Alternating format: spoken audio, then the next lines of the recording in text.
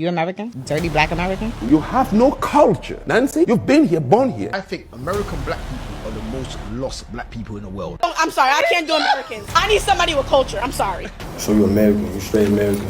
You got no culture?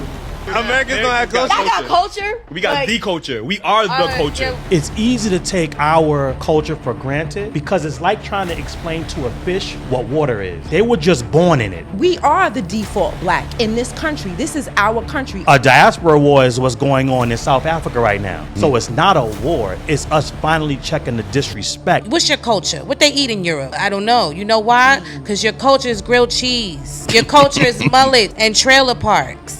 African American, as of 1997, is not an ethnic group. A Haitian American is an African American. A Jamaican American is an African American. A Ghanaian American is African American. A colored person is African American. And foundational black Americans are African American. Jewish people are white, which in order to get that money from that Holocaust, you delineated from white American culture and called yourself Jews. That's right. Why we can't do that? The US government and the Korean government get together, and that is how you get the monopolies in the beauty industry that you have today.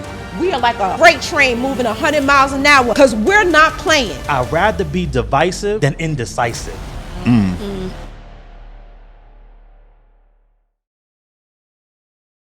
Listen, man, you already know what time it is. Like, subscribe. I ain't gonna waste no time, man. We got a lot to get into. You know, I want to set the mood. I want to set the vibe so everybody knows exactly what we came here to address. So I want to play this video, and we're gonna come back and give our thoughts on it. That's slave food. I don't do that, babe. I'm not a slave. I was never a slave. I don't know how slaves cook.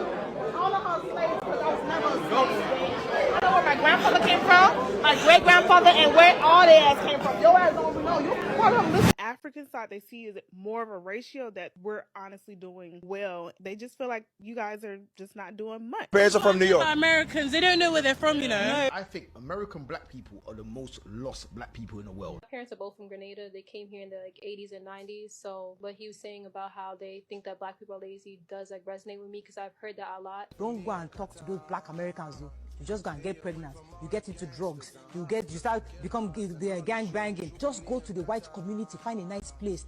Just go and be decent. Stay with the white people. We don't want them here. They're your brothers and sisters. They're not our brothers. You American? Dirty black American? Why you say that? Because that's what y'all are. Dirty black American. She just said that? I did. A dirty black American. I sure did.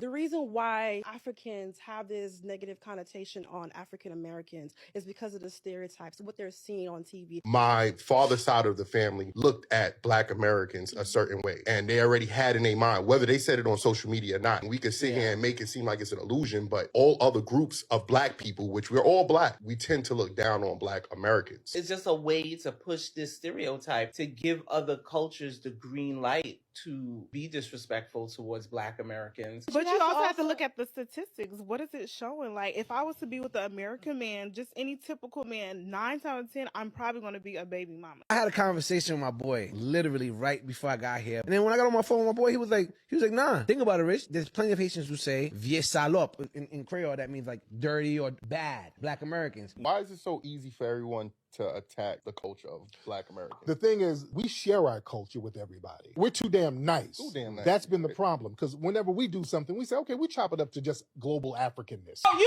I'm sorry, I can't do Americans. I need somebody with culture. I'm sorry. Black Americans got culture. Americans got culture. Keep rolling. I need somebody with culture. Americans don't have culture. I got culture. We got the culture. We are the culture. Yeah. I do have this conversation a lot with Africans or even just Caribbean people who will often look down on black Americans. Number one, they will say they lazy, they ghetto.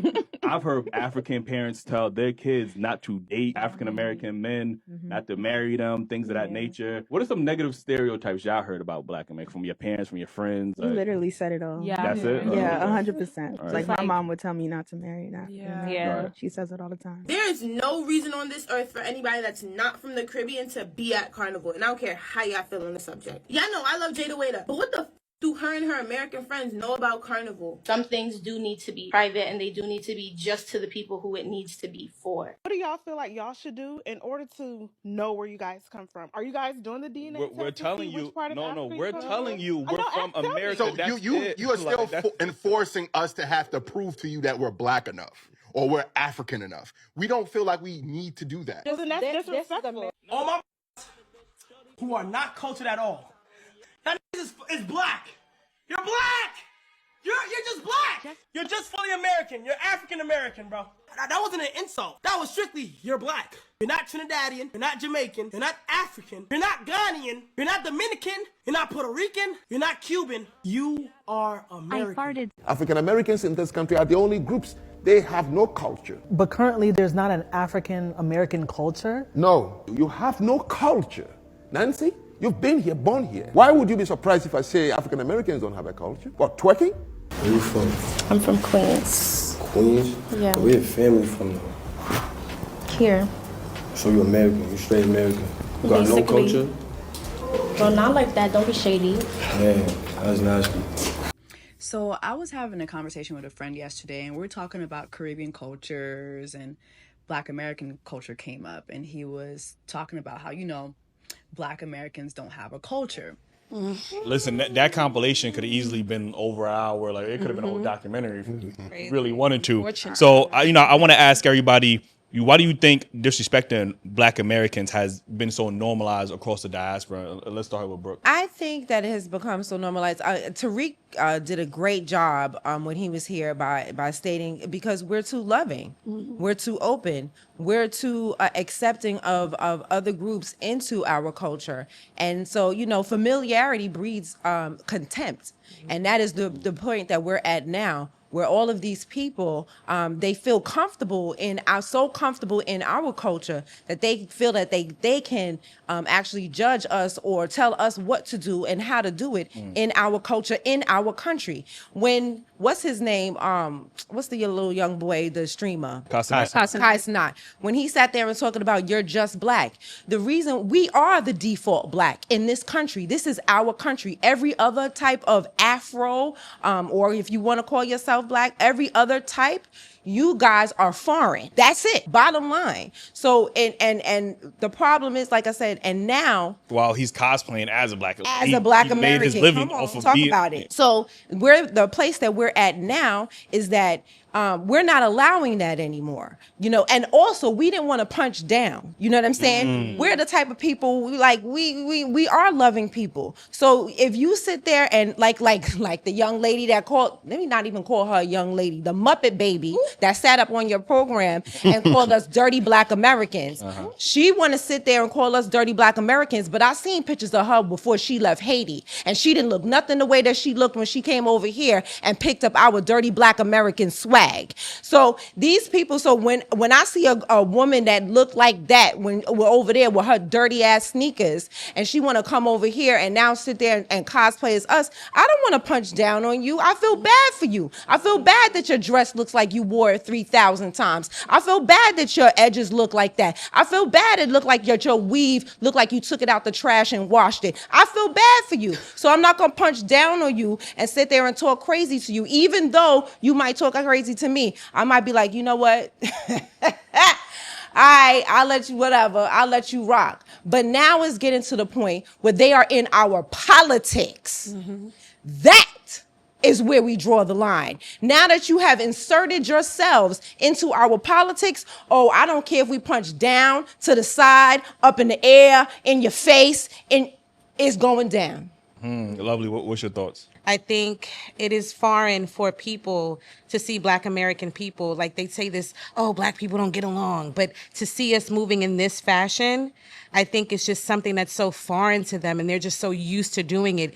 I think that the habit of saying that we don't have any culture comes from a lack of education. You know what I mean? And I think specifically in New York, I think where it comes from is the amount of erasure that is put on. Like my shirt, I'm 40 years old. Did you know that there was Black Yankees? Black Yankees? Yeah. No, I did not. First time. Did you know that? Did not. Mitchell and S knows about it. This shit was $55. They also have a jersey and it's $160, and it's beautiful. And they were Negro League. Did you know? And if you do research on it, Jay-Z doing what he did, that wasn't the first time a black person used to sell out. Not sell out that way. I'm talking about sell out the Yankee Stadium. Got you. Because when you had the white players couldn't bring in the numbers like the black Yankees could. So why am I a New Yorker? Never left. 40 years old. Why wasn't that taught to me? You know what I mean? Like, so when it comes to New York specifically and the level of erasure that we have, I think that's why it's so easy for non-Black American people to talk shit. That's why that girl sat on your stage and called you a dirty Black American with pride. Yeah, that like Seneca Village. I think I learned about Weeksville. Yes. This is stuff I'm just now. Yeah, they don't teach you that. They don't teach Prosperous and you know what and the last thing they don't teach you is if you Google the greatest or the deadliest insurrection in American history. You know what happened in New York? You know why they don't talk about it? There's a whole movie. I forced myself to watch Gangs of New York. They don't talk about that shit. They don't talk about the fact that they ran into an orphanage and that was specifically holding black children and tried to kill them and burnt it down. They don't talk about how they were hanging black people for no reason from street signs in New York.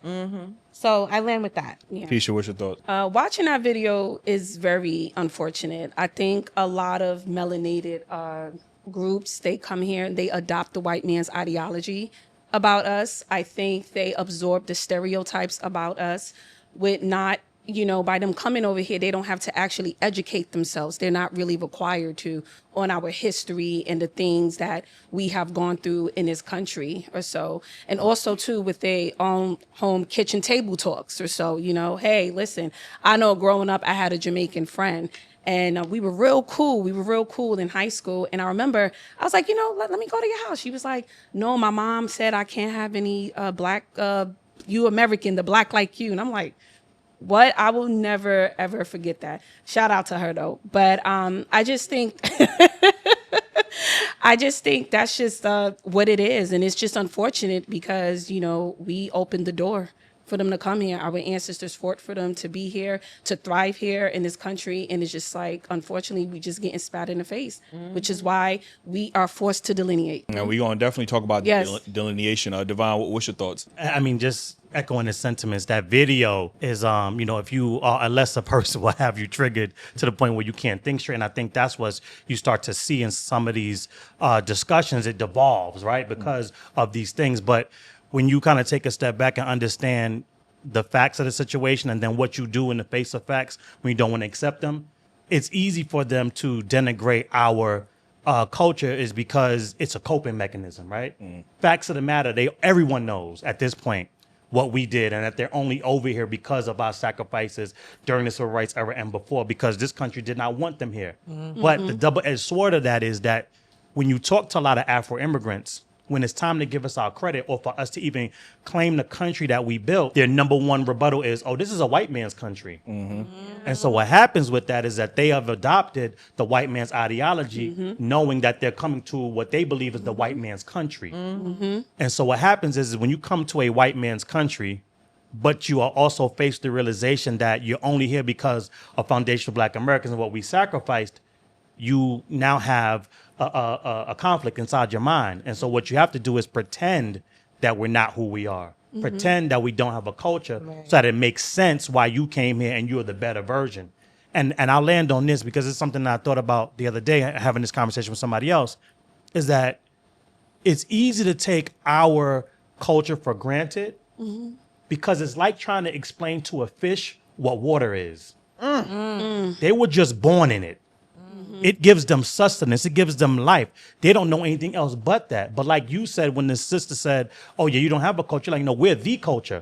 What happens when you're the culture is that it's easy to take advantage of it because it's so pervasive. It's so in your face. And in every aspect of your life, it's hard for you to see it. It's almost like not being able to see the forest for the trees. Yeah, that was a great analogy, man. Juju, I know we haven't been on these panels a lot. What is your thoughts, even after listening to that? And then I got to follow up after all that. Come on, shut me up. Oh yeah, hit you with the. But what I would say, right, after listening to this and thinking about the topic, right, I do want to make it more of a broader answer because I think we lost power, ownership, and leverage. And it's why they feel so comfortable to be so disrespectful. You know, when we wake up and we open our doors, that store doesn't belong to us. Right. We support all the Chinese restaurants, all the Jamaican restaurants, all the Haitian spots, and we're supporting it, we loving it. But when we see somebody in our store with our face, we're not as supportive. You hear what I'm saying? We're worrying about how much it costs. And we ain't saying nothing. Oxtails went to $20. We ain't complaining. You know what I'm saying? So I think we have to take somewhat of accountability when we look at this, because they believe that they came here off of the white man's, doing, when it was actually our ancestors who gave them the right to be here. And they just avoid all of that because I don't know how you don't know this, but somehow they're whitewashed where they believe that we had nothing to do with them having the rights to be here on the backs of our ancestors dying and being innovators and everything getting taken away from us. But at some point, I do think if we had the power of our community, if we control who was walking in and out, all these fucking liquor stores disappearing,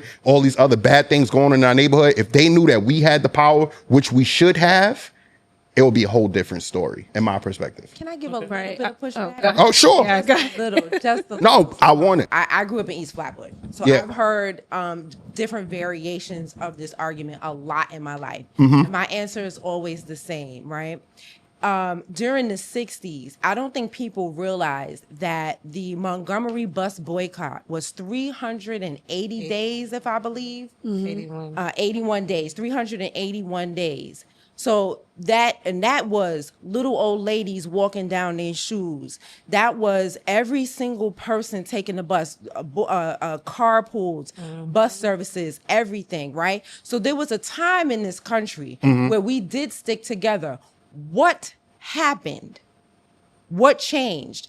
And so I usually leave that question up in the air for, the people around me to think about, right? But I won't do that to you. I'll explain. In the 60s, we brought a bunch of other Black people. So I would give pushback that the Black people that you see, because as you said, you realize as you were, trying to put this panel together, how many people are not Black American? How many people are that you assume are Black American, but when you start digging into that lineage, when you start digging into who their parents are and where they came from, that they are not Black American. My subtle pushback to you is that the people who are not sticking together, because we stick together. When I see a Black person's a business or whatever, I'm trying to support. If I got the money, I'm not trying to talk you down on price. I'm not trying to do any of that. I'm trying to help you out, right? And what I have noticed is that take a look at the boycott that we have. I don't like to use the word boycott, but for wealth transfer. The transfer of wealth, because I call it the blackout. I call it the end it all. I call it get them the heck up out of here that we're doing with the Asian community right now, right? Because of what happened with our young brother Cyrus in South Carolina, right? So who was the first one online talking about they ain't boycotting nothing and they gonna get some chicken and broccoli? Who's the first one to tell us that they not participating in that boycott? It's the Caribbeans and it's the Africans, and so they're not here because, as they have told us numerous times, they're not here to help us fight. They are here to get money, to get what they can get. So my question to you is why we keep supporting those places. Now that's so I'm not against anything you're saying. My whole point is that we're putting too much money into that and not into where we're at. That's my problem. We don't own anything on our blocks. It should be ours, is what I'm saying. I could give a little bit of pushback because I am a hairstylist. I'm a Black business owner, a Black American business owner. And when we started the boycott, specifically in New York, I was like, we need a Black American beauty supply store. So I found one. She's in Harlem. Shout outs to Beautify, 145th between 7th and 8th. And I wanted to just ask her, like, what is your experience trying to get the product? She opened my eyes to what they do. And she said that Asians and distributors will not give it to her.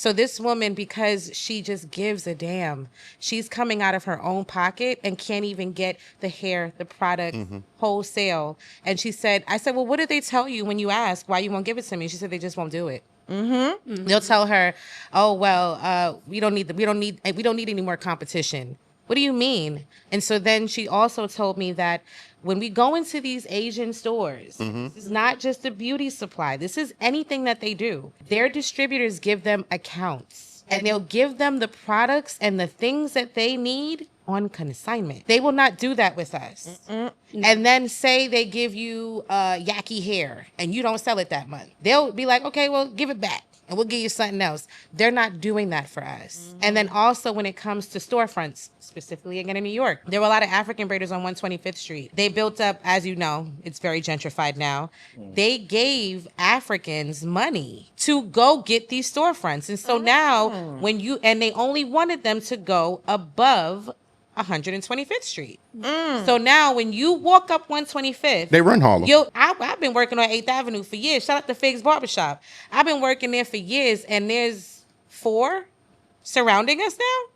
And they don't even have the flow of traffic that they used to have because they used to work in small, centers boutique, together. yeah. Now they have storefronts and they're not giving that to us. I tried to get a storefront 5 years ago and they wouldn't do it for me. So I hope that helps to answer your question about why we are moving the way that we're moving, because every time as we look at, I don't know if you're aware of this, there were 1,200 towns in America, Black American towns where we did it ourselves. We didn't ask for no money from nobody. I agree.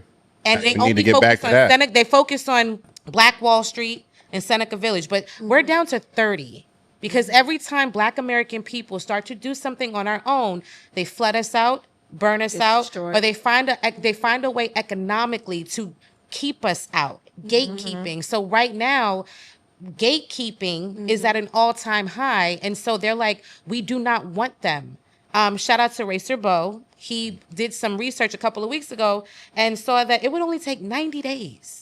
If Black American people only focused and kept our money within ourselves, we would cripple the economy. That's exactly what I'm saying. Knowing that, if I were a person who had the power to distribute, to produce, and if I didn't want Black American people to get ahead, then of course, gatekeeping would make the most sense. So I hope that answers your question as to why we're not doing it intentionally. It's just happening. And also to piggyback on their two comments, right? The first one, when Sister Brooke was talking about the boycott, what also needs to be understood is that, again, to her point and kind of to your question, during that boycott, it wasn't just like, okay, yeah, we have to stay away from the buses and corral our people together and make sure they don't get on those buses.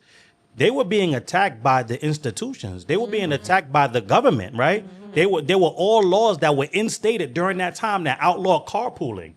Right, so we're the only I want to say this. What camera am I looking at?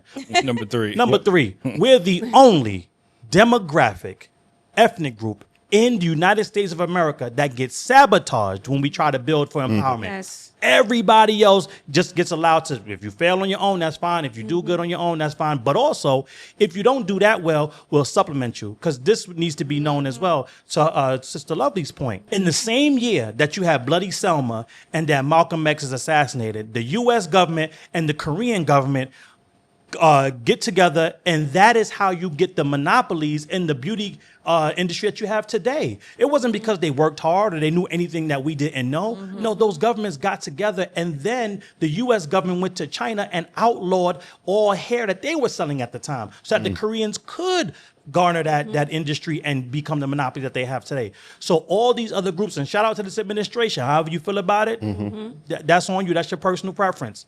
But I believe that Foundation Black Americans need to be politically nimble, because here's what we found. Based on what Trump did that we know the Democrats would have never done, is he exposed all that U.S. aid money that was going to these immigrant populations that Foundation Black Americans, because we're not immigrants, we cannot access. That's right. So there are pools of money, pools of resources that they have access to, and then they can also access anything that we get because they're Black and or African American, which is, I know we're gonna have that conversation today. Right. But this is the dualities and the multiple streams of income that they have access to that we just don't. So even when we do what you're saying, and we are doing that now, we still have to face hurdles that no one else has. For sure. Because if all these other groups was on our type of time, if they was on the foundational Black American timeline, there'd be no Chinatowns anywhere because they'd be burning them down right now. There'd be no little Haiti right now because they would have, flooded the reservoir. They would have, bombed the reservoir so that area would be flooded. So we're the only group that gets sabotaged while we're also trying to navigate this system. I agree. What we do, we keep building and we keep building and we keep building. And just to echo Brother Divine's point, there are set-asides for them that we don't even have access to, you know what I'm 100%. saying? So it's like they have a leg up. Oh, you guys don't, what are you doing? You don't know what you're doing and things of that nature. Black people have always worked hard. Also, Tulsa, right? Think about that. You built that. Huh? The mic. Oh, I'm sorry. Tulsa, Oklahoma, right?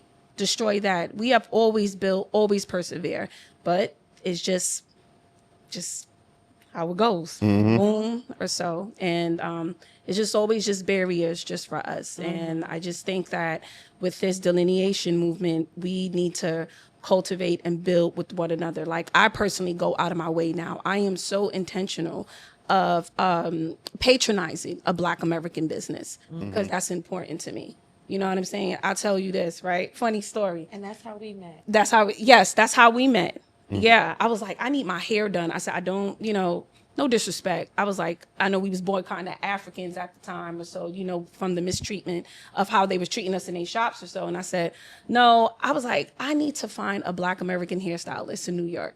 And I seen Lovely and I said, okay. And now we're here now. You know what I'm saying? So even with that sisterhood and that connection. So another story, my nails, this whole wealth transfer, what happened, because we're not supporting the Asian business no more. I'm sorry. I know I'm keep moving. I'm sorry. My nails are so jacked up. And I was like, I need to find a Black American nail salon. And I found one in Harlem. And just that I'm pouring back in my community, that's just well worth it for me. So, we just have to be intentional. Everyone is not going to be on the same page, right? Harriet take everybody with her. Yeah. Right? So we just have to just keep moving and persevering. We still have a lot of work to do. You're right. But it starts from somewhere. You know what I'm saying? Yes. There's a lot of things in that video that just triggered me just thinking about it. But I think, again, what Divine was saying about immigrants thinking that this country is the white man's country. So when they think about this country, and I just noticed this recently, which is why when we even get to the Diaspora Wars, which I just started hearing about recently, that was never really a thing for me growing up. I just started hearing it with the British people and you guys don't know where you come from. And I realized they think that every Black person in America is an immigrant. Yes. When you say like our parent, our lineage is here, they can't fathom that idea because they think that every Black person in America is a migrant. Like, you know what I mean? So that to them, obviously, I don't know what the educational system like is in Europe and anywhere else because I don't understand how y'all don't understand the transatlantic slave trade, how y'all don't understand U.S. history or whatever the case is. Maybe even in America, like y'all had to do what's the test they got to do to get the green card? Citizenship. Citizenship test. Obviously, there's no Black American. It's not. It's not. Like, if I ask you who the first president is or some dumb irrelevant questions, but there needs to be some active because we are American history. So that should be 100%. On the test. And I don't know how we could get that, but it just bothers me that the lack of knowledge about our history, about our contributions, is they act like they never heard of it. Like it doesn't exist to them. And I'm just like, crazy to me. But even going back to the Diaspora Wars, there's a book in 1999 called Black Identities by, I think an author, her name was Mary Waters. And she talks about how Black immigrants, parents would tell their kids to stay away from the Black American children. You even have businesses to this day, white businesses, corporations, who, would prefer Black immigrants because they consider them more complacent, more docile. So there's even an incentive as a Black migrant to even distance yourself away from Blackness or Black Americans. Like, you get what I'm saying? So not only are you're being taught a certain thing from your parents, but now corporations are incentivizing you to, I'm not Black American. I'm a Caribbean. We are different to Black. Like, you know what I mean? So this is where I think the Diaspora Wars comes from. And, I want everybody's thoughts here. And I'll start with Divine. Like, what is your thoughts on the Diaspora War? Do you think it's just an online thing? When did you see it started to manifest itself? Like, what's your thoughts on that? So diaspora is a population of people dispersed from their original geographic homeland who maintain strong cultural, emotional, or political ties to their ancestral identity while living somewhere else. So it was important for me to read that because we are not a part of Africa's diaspora. And so because that is the case, for those of us that descend from the 388,000 continental Africans that were sold by other African tribes that arrived here in the USA, that was the diaspora, right? What we are now today is a new ethnic group. We had an ethnogenesis, right? I know we're going to get into DNA, so I won't talk about the genetic profile. But the bottom line is that we are a new creation. We don't have any ancestral, political, social ties to the continent of Africa or any country because those countries didn't exist when the subset of our ancestors that came from the continent were here. The other word that I have a problem with that in that conversation is the word war, right? A war requires two sides to be going at it, right? Sister Brooke told us that, and you grew up here in New York as well, so for a long time, we've always heard these racist tropes that the Afro immigrants have trafficked in, right? If you watch, date myself a little bit, but if you grew up watching In Living Color, you remember that Hey Man skit, right? Where the Jamaicans had like 20 jobs, right? There was everything. And so it was funny, but in that skit was, they work so hard, right? So, and that is kind of what that trope was playing on. And so we've always heard it, but we was like, you know what? Like, all right, let them believe what they need to believe, right? Like, and we just played it off, we played it to the left because, like you said, we didn't want to punch down on nobody, right? We know who we are, we know what we've done here. So it was no need to fight them on every little thing. It was like, all right, it was almost like when I don't know if anybody has siblings, but when you're the older brother or older sister, and you got that little brother, little sister, I think they could beat you. And you're like, all right, go sit down somewhere. Or if they hit you, you're like, all right, if I really haul off, I'm gonna get in trouble, one, but two, I'm gonna hurt you. So I'm just gonna let you, I'm not gonna hurt you. I'm not gonna hit you below the belt like you're trying to hit me below the belt, but you can only hit me below the belt because you can't reach higher than that. Right? And so what's happening here is that they're framing us finally giving them pushback as a war, right? Because their conversations never changed. They've always thought it was a white country. They've always had this inferiority complex when it comes to us. They call us the main character. And they've always had these racist tropes that they traffic in. The only thing that's different is that now we're like, hold on, Pierre. Hold on, Tunde. Yeah, getting too carried away now. Right, hold on. Now you hold on. You're doing too much. Right, just the same way you would get on your brother or little sister if they went from hitting you below the belt, now they picked up a weapon. It's like, wait, hold on. That might not hurt as much, but it's going to hurt more than what you've been doing. So I got to check you also, because if you do that, then you're going to think you could do everything else or do more than that. Right. And so it's not a war, and we're not a part of diaspora. The diaspora war, right, is what's going on in the Caribbean right now with Jamaicans expelling Haitians that don't want them there, right? A diaspora war is what's going on in South Africa right now, where you got them physically and violently getting Nigerians and Ghanaians up out of their country for whatever their reasons are, and that's their business. So it's not a war. It's us finally checking the disrespect that has been coming from Africa's diaspora for far too long. And we're not, and you want to know why it's not a war? Because never once in our history, nor is anybody talking about it today, doing what the Caribbeans are doing to each other, mainly Jamaica and Haiti right now, but it mixes around and it kind of, flows to other countries. And what's happening in South Africa with the Ghanaians and with the Nigerians. We have never, ever instituted violence on anybody because they are Haitian, because they are Jamaican, because they are Nigerian, because they are Dominican, because they are Puerto Rican. We've never done that. Now, we've had beefs, but it's never been based on because of who you are. All we're saying is, look, you can't disrespect us any longer. And matter of fact, because of your disrespect, hold your own. You're going to have to do what you need to do for you, and we're just going to do what we need to do for us. And that's it. Drew, what's your thoughts? I agree with you, what you're saying. I even think about it like that, because even if you think about just it's Black Americans, it's like 1 versus 50. You know what I mean?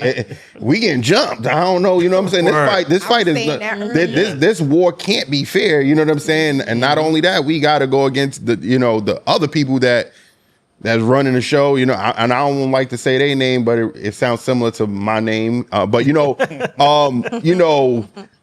it's just an uneven fight. So I mean, I think they are mad that we are voicing ourselves, but I think it's been like this from the beginning of time. I just think that with the platforms of social media, we can actually hear them and they feel confident about, it's just like when somebody's getting jumped at school, right? You know what I'm saying?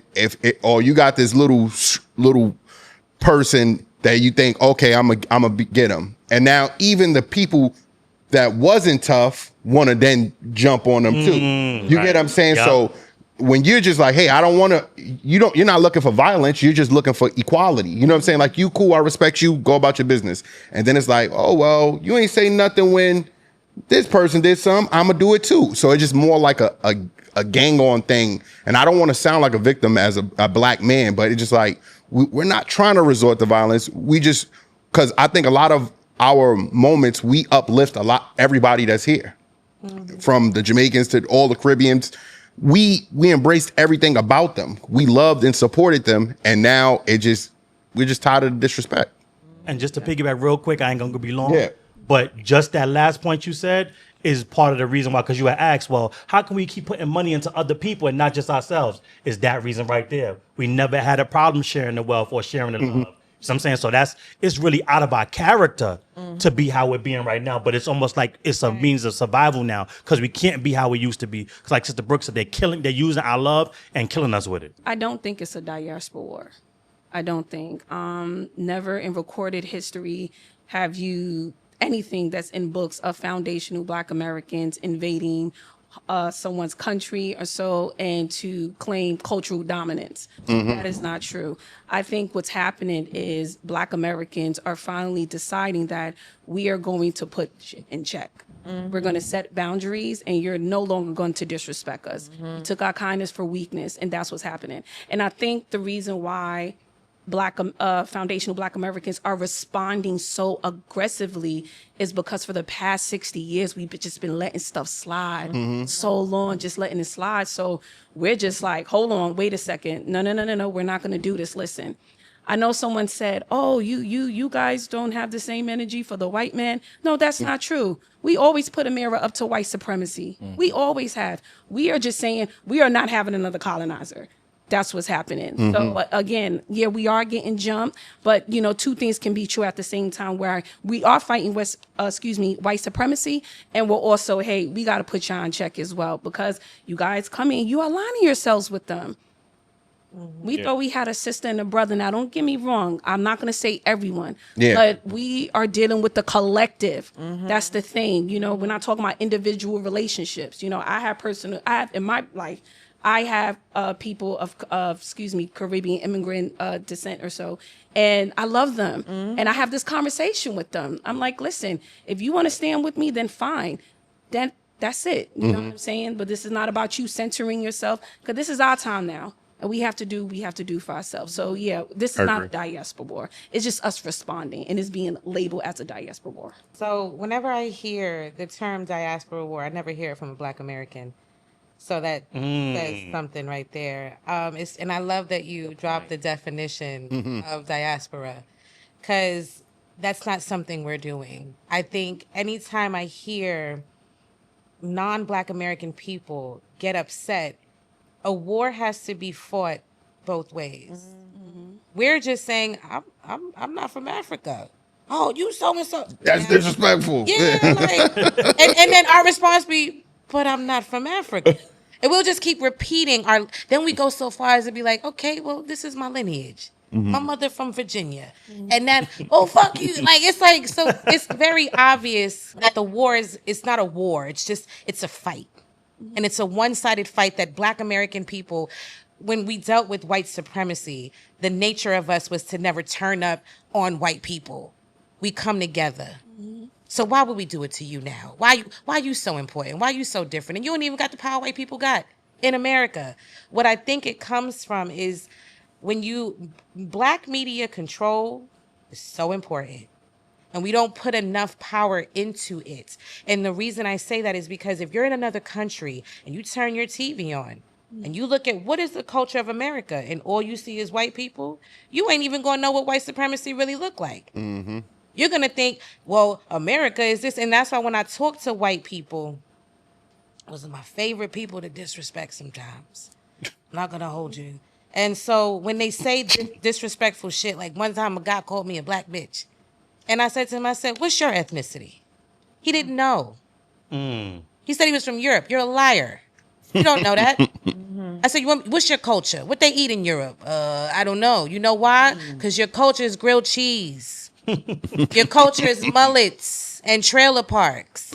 So because white America ain't shit, it has now put a stain on anything that's American. And we fall into that. So if you're coming here and you're looking at, if you're in another country and you're looking at all the shit that white America has done in other countries, all the confusion they cause, you ain't gonna like it. You're gonna come over here with a little chip on your shoulder, and you're gonna look at the people like us and be like, well, you stupid for even staying here. Look at you, you ain't got nothing. So I think it is it's large. A lot of it is a lack of education. It is a lack of Black American people specifically being able to run our own newspapers.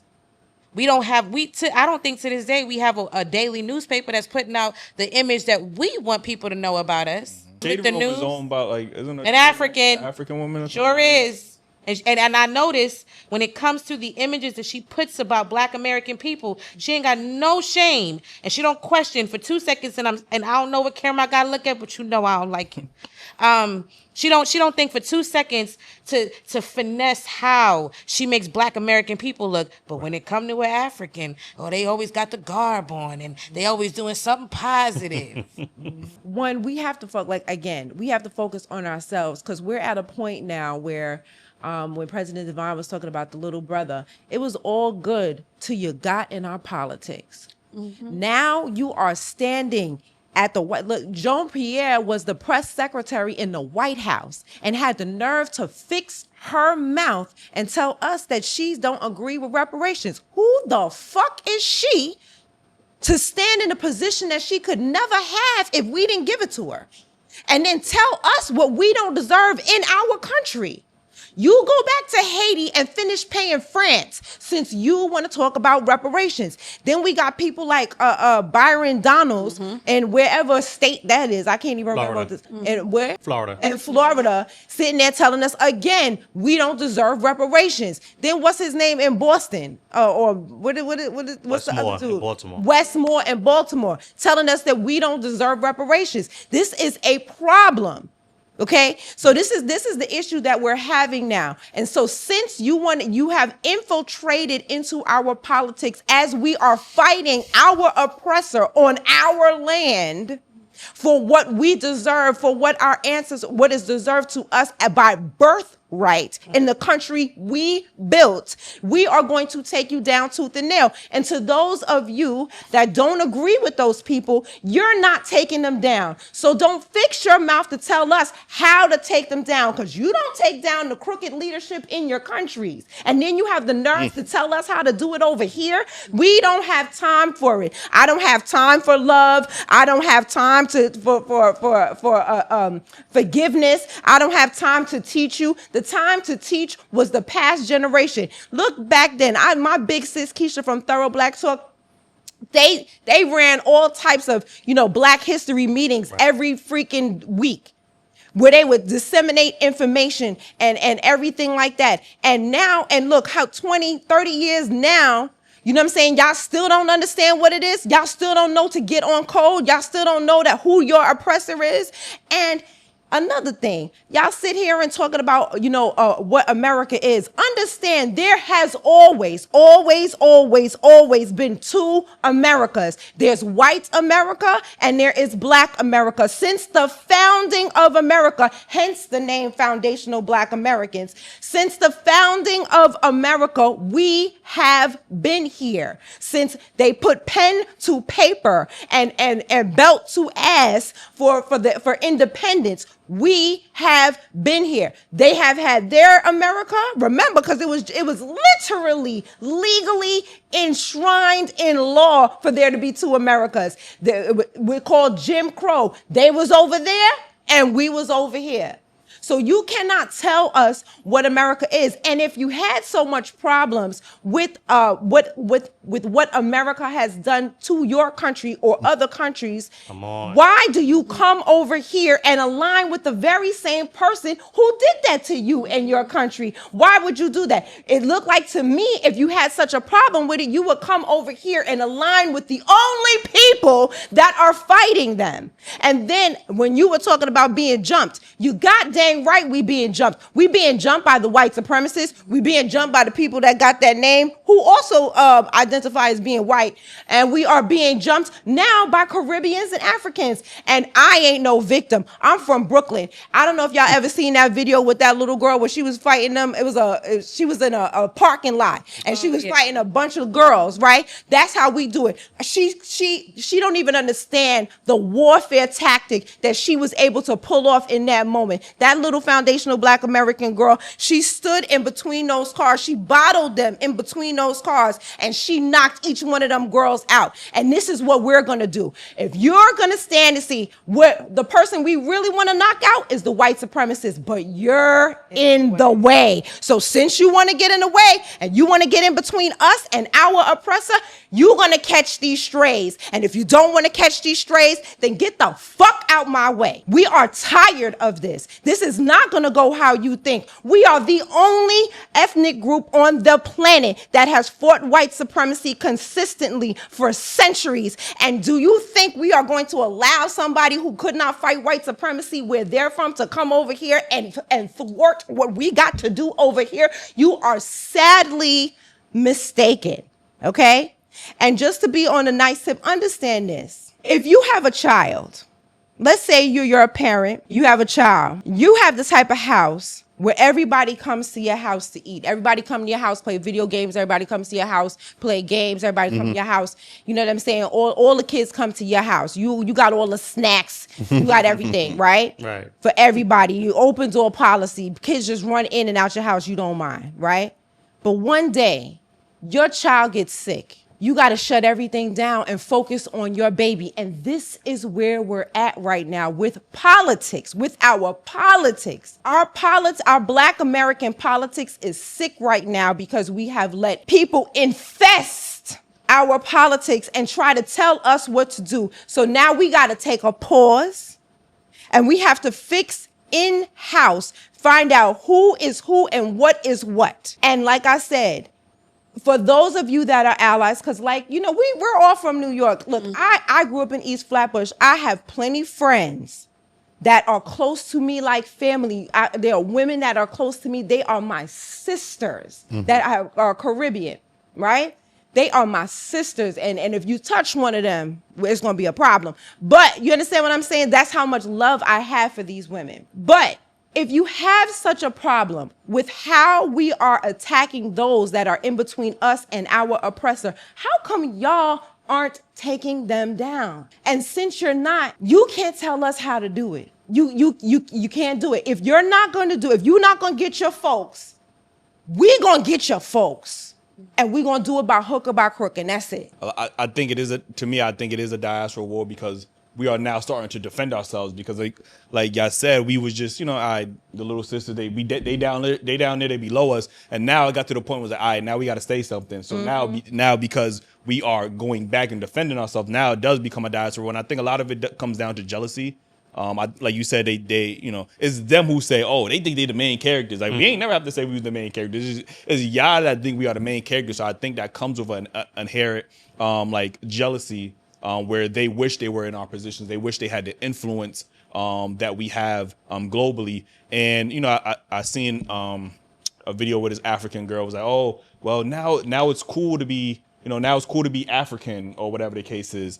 And I'm saying, when they came over here, our culture was so cool to them. They didn't have anything to be cool or proud of. Like, I'm saying? If you came from Nigeria at that time, they now just have Afro beats. Before that, what genre did they have? Like, what fashion, what did they come up with? And that's it. Anybody in the Caribbeans, like Jamaicans, they did have a bit more influence, whatever. But anybody in the diaspora, and as far as it comes from the continent, there was nothing to be proud of. They didn't have anything to be proud of. So of course they latched onto our culture because they saw that, damn, the motherfuckers is cool over there. Like they got this, they got the food, they got the music, they got the how we talk, like how we dress, like the art, like the movies. We have so much to be proud of. So I think now that they're starting to get pride in their own home countries, even though they don't live there, you know what I mean? But, now they're starting to get pride. Before they didn't have that pride. So I think now it's just like, they think they better than everybody. And we ain't never had to say that. Y'all thought that for us. You get what I'm saying? So that's why I think the diaspora wars come from. A little bit might be engagement, because this is the only time they ever do get engagements. Like I started to see Now, that's a TikToks fact. and I started to see That's their a views. And I said, okay, I get it now. This is paying y'all bills. Y'all wasn't getting views before. Like, you know what I mean? Like you have a whole podcast talking about, 54 countries in Africa, but y'all only ever seem to go viral when y'all talk about us. Like, you get what I'm saying? African Americans,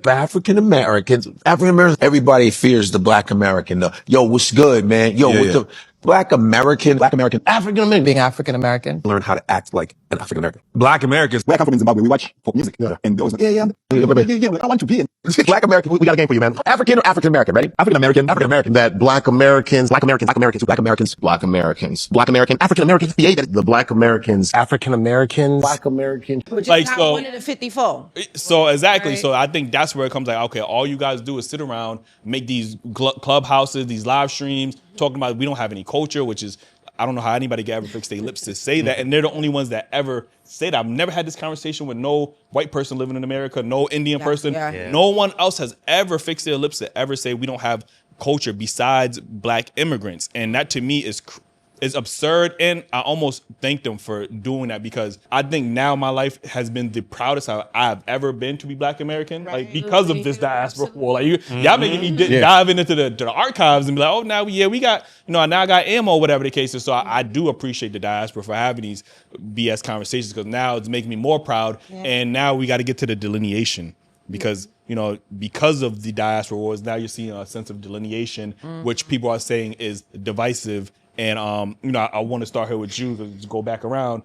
What do you think about delineation? Do you think it's divisive, or you think it's necessary? Again, I grew up in East Flatbush, who was every single person in East Flatbush delineates. I don't understand. The Trinis have their flag. When I used to be at the parties, okay? I used to be at the parties jumping up with the American flag. Everybody has they have songs about it. Jump and wave. Jump and wave. What are you waving? Your flag. Everybody comes with their own flag. So this conception or this new thing that people are saying that it's divisive, I'm completely confused as to why it's divisive, because where I grew up, everyone had their flag and everyone respected everybody's flag. It was like, oh, word, that's where you from? Oh, word, that's where you from? You know what I'm saying? How many, I told y'all before, I would be on Eastern Parkway, with red, white, and blue from head to toe. They calling me Miss America, Miss America, Miss America. Why? Because I always represented in a sea full of Caribbeans. I always represented where I was from. So delineation is and where we're at right now. Again, I'm gonna bring it back to politics, right?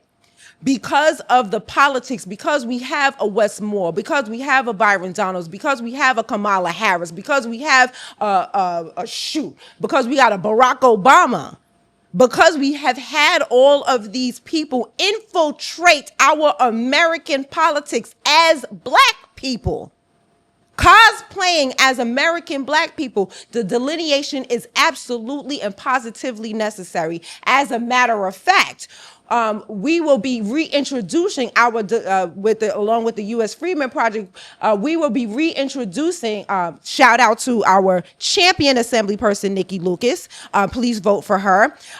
So we will be reintroducing our delineation bill. That way we could have this down. See, as they try to say, that we're only online.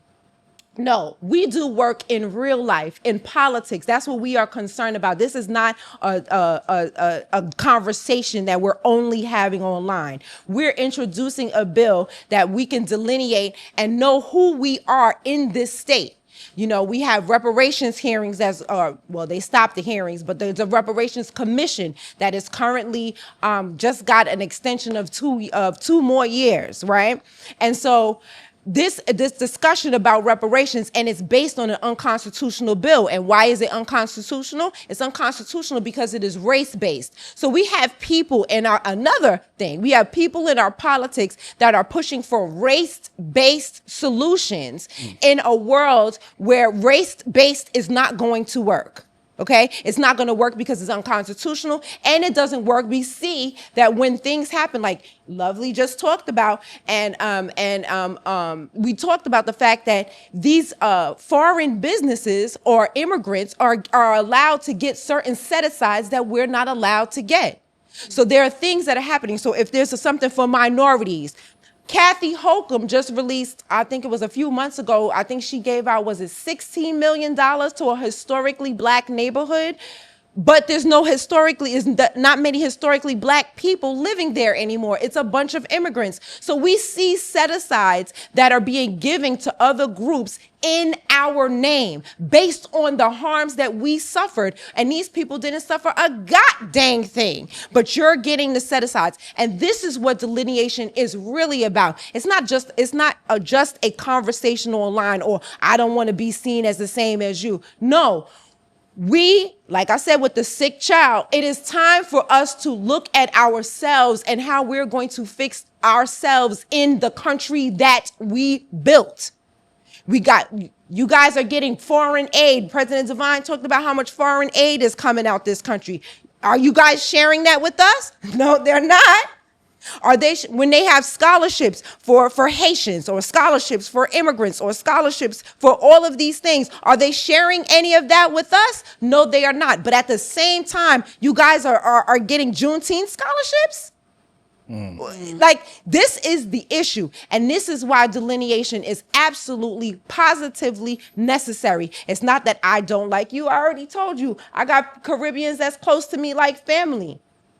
Close to me like family. It's not about I don't like you. It's about our birthright and what we deserve, what we have built, what we have fought for, what we deserve in this country, what they owe us. I have said at the reparations hearings that reparations is a debt owed. It is back payment. Since everybody is familiar with that. Right? You work a job, they don't pay you. You sue them for what? Back payment. We are suing this government for back pay for services rendered in this country, on this soil. Soil that, might I add, is drenched in our blood.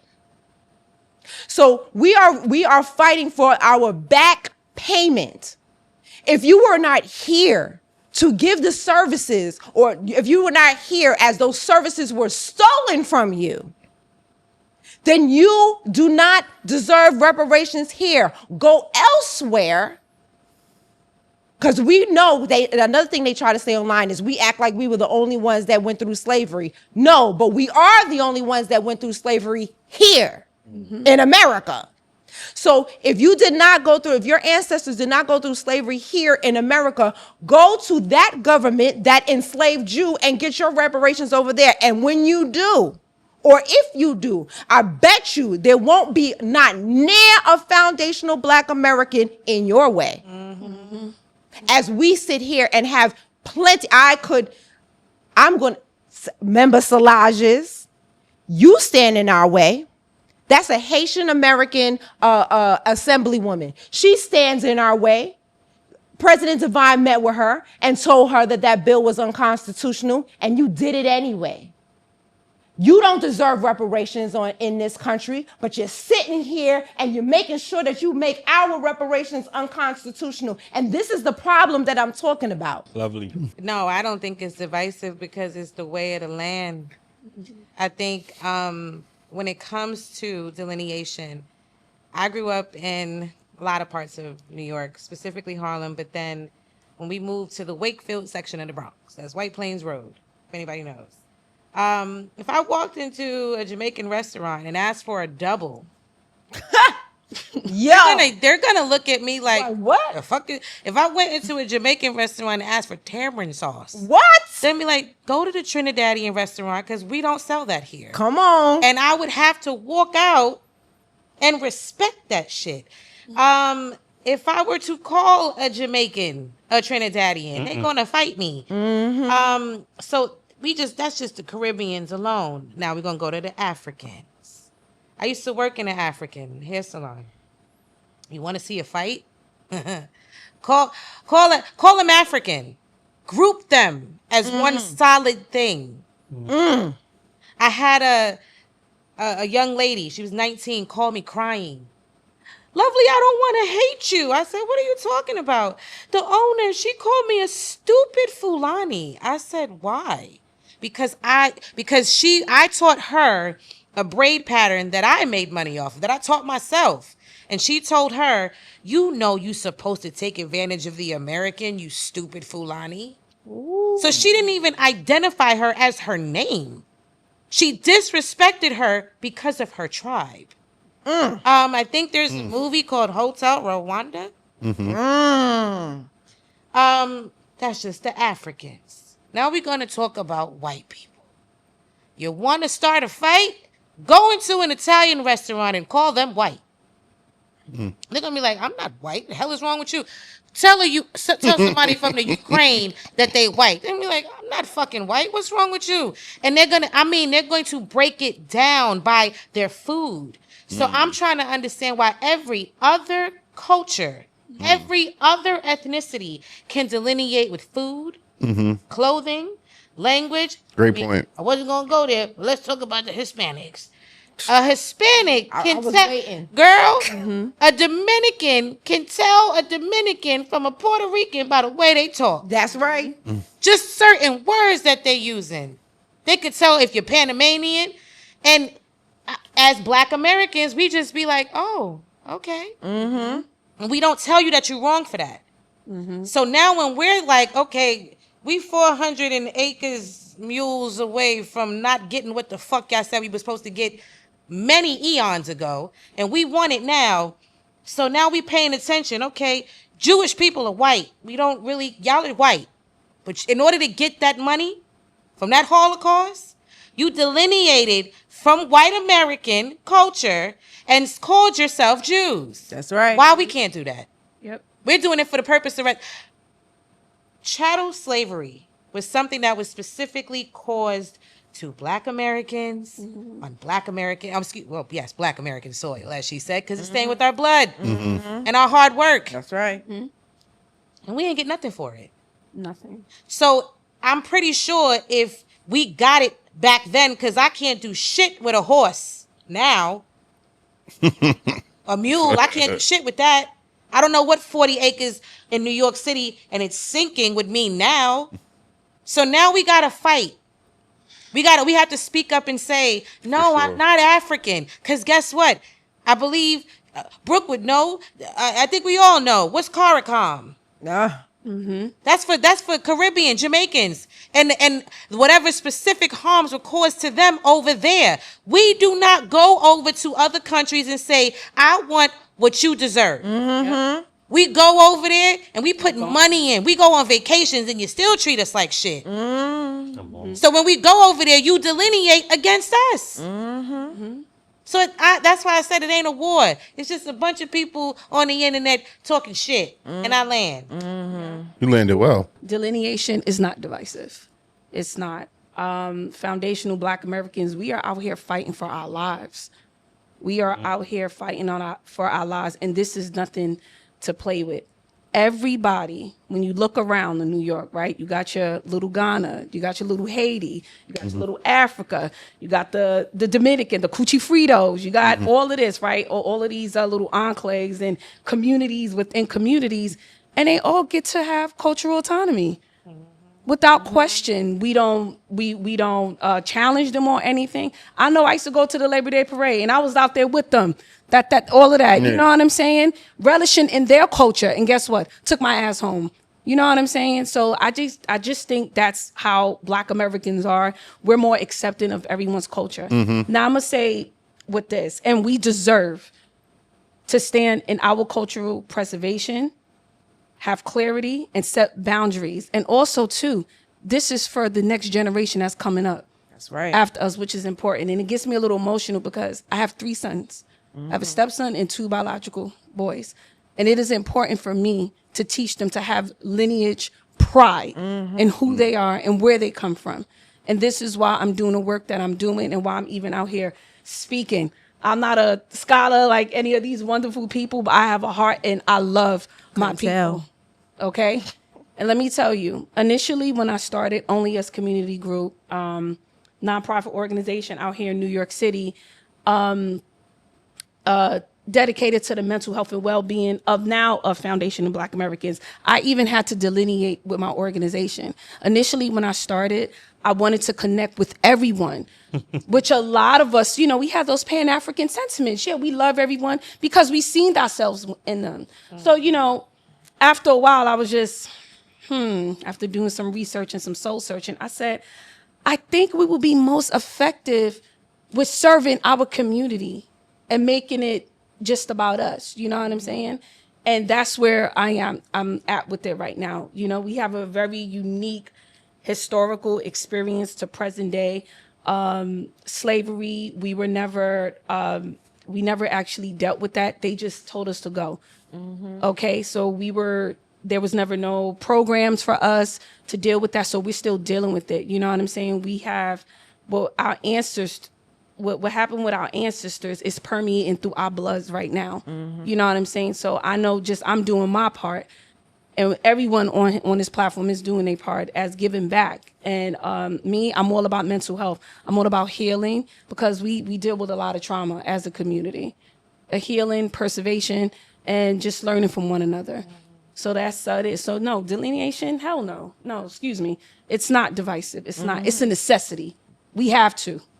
Divine, what's your thoughts? And I also want to add this in as well. I heard people saying that delineation is like a form of white supremacy, or is a MAGA, I guess, co-op, or if you will. Well, what's your thoughts on delineation and the whole talking narrative about, it being white supremacy adjacent? What's your thoughts? Man, that's a great question, and thank you for that caveat. I think so. I'm gonna disagree with the sisters on this one.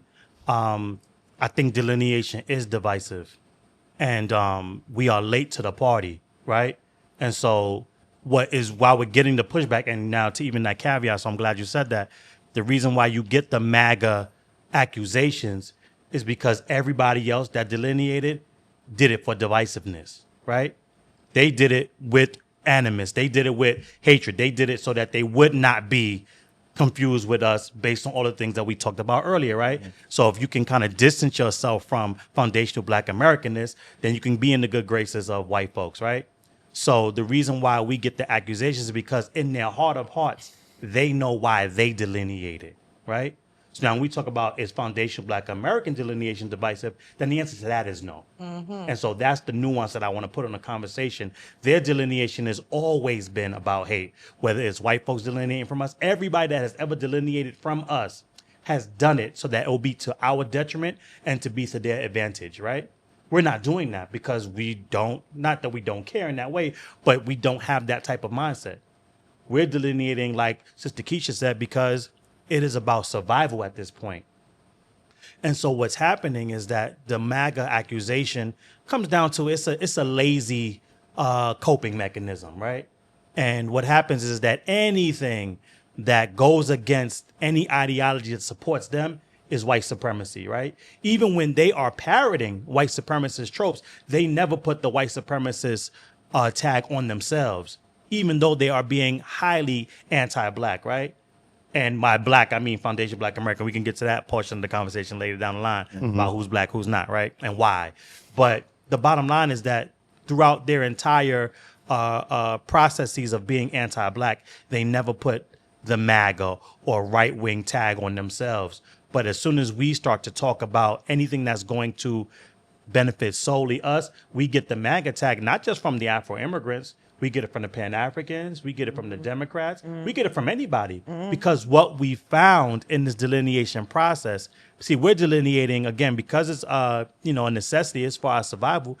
But like you said as well, with I won't call it a diaspora war, but I will respect your opinion, but I will call it the diaspora's war against us, right? And so what we found and what we find is that us delineating changes the game for everybody that's not us.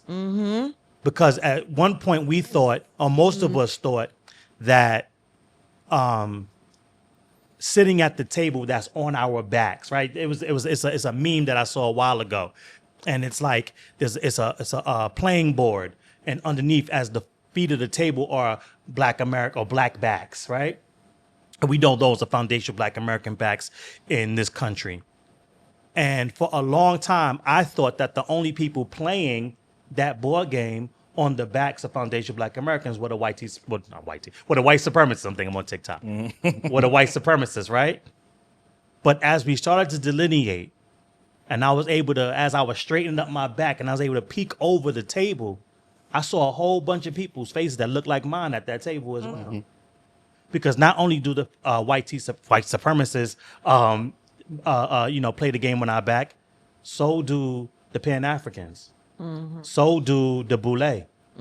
So do the Afro-immigrants and all their corrupt leaders. So it's a big game that was always being played that they kept us under the table with whispers of, hold on. You got to do this for the diaspora. You got to do this for Black folks. You got to help all of us out. Not knowing that those whispers were coming from the top of the table. We thinking it was coming from somewhere, like it was some ancestral voice that was whispering to us, right? Like Mufasa and the Lion King. And what we found out was that it was other people playing the game, making sure they kept us at the bottom. And so, delineation is not divisive. But I will say this, because we know the accusations are going to come. And I was watching the play Hamilton, not when it was in the theaters, because on Broadway, because I couldn't afford that. But when they put it on Disney Plus, I watched it, right? And it was a line in there that Hamilton says, and Manuel says it because he's playing Hamilton, and he says, "I'd rather be divisive than indecisive." And that stuck with me because despite us knowing that it's not divisive, if that's who I gotta be, right, to make the decision that I didn't make for my people and how we move forward, then I'll be that, right? I will be divisive if that's what it takes, because I already know that your delineation was based on divisiveness anyway from the start. And here's what's really powerful about it, and how we know, like I said, it's a coping mechanism, and it's because what we do disrupts the system. And I'll talk about New York since we're all New Yorkers, and that's where we're at right now. Was the AAPI community divisive when they disaggregated and delineated? Because the state of New York pushed that bill and signed it in 2021, excuse me, because the Chinese, the Cambodians, the Koreans, the Japanese, the Filipino, the Thai, they wanted representation. Was the MENA group, Middle East and North Africans, were they divisive when their bill got signed in 2024? No. MENA was trying to get out of whiteness, because if you from the Middle East or North Africa, you was white prior to 2024, right? So if you was Egypt, Syria, Saudi Arabia, those people are white when they come to America. And that's a whole nother question. I mean, a whole nother conversation, like Sister Lovely was talking about when you tell them who's white and who's not, and when they jump in and out of that. But the bottom line is that it's only divisive when we do it.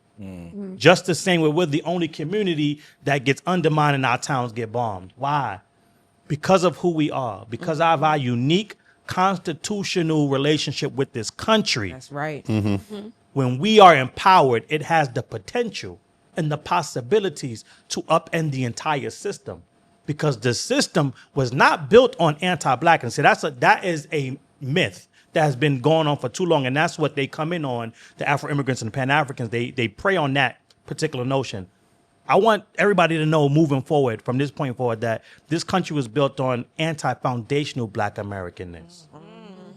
And everybody else that comes in catches the strays, no pun intended, from looking like, acting like, or proximity to foundational Black Americanness. And how do we know that? Because when we were being enslaved, you had Africans coming and going. You had Caribbeans coming and going that weren't enslaved.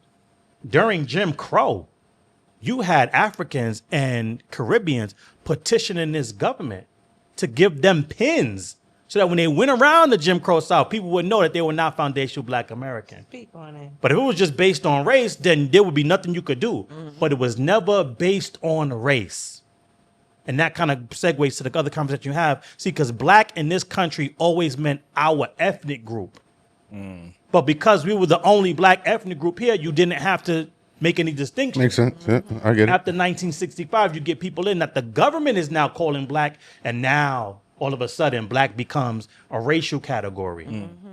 And so because we are now exposing all of this from top to bottom, now that's why we're gonna get called everything in the book. I don't know what's gonna be next, right?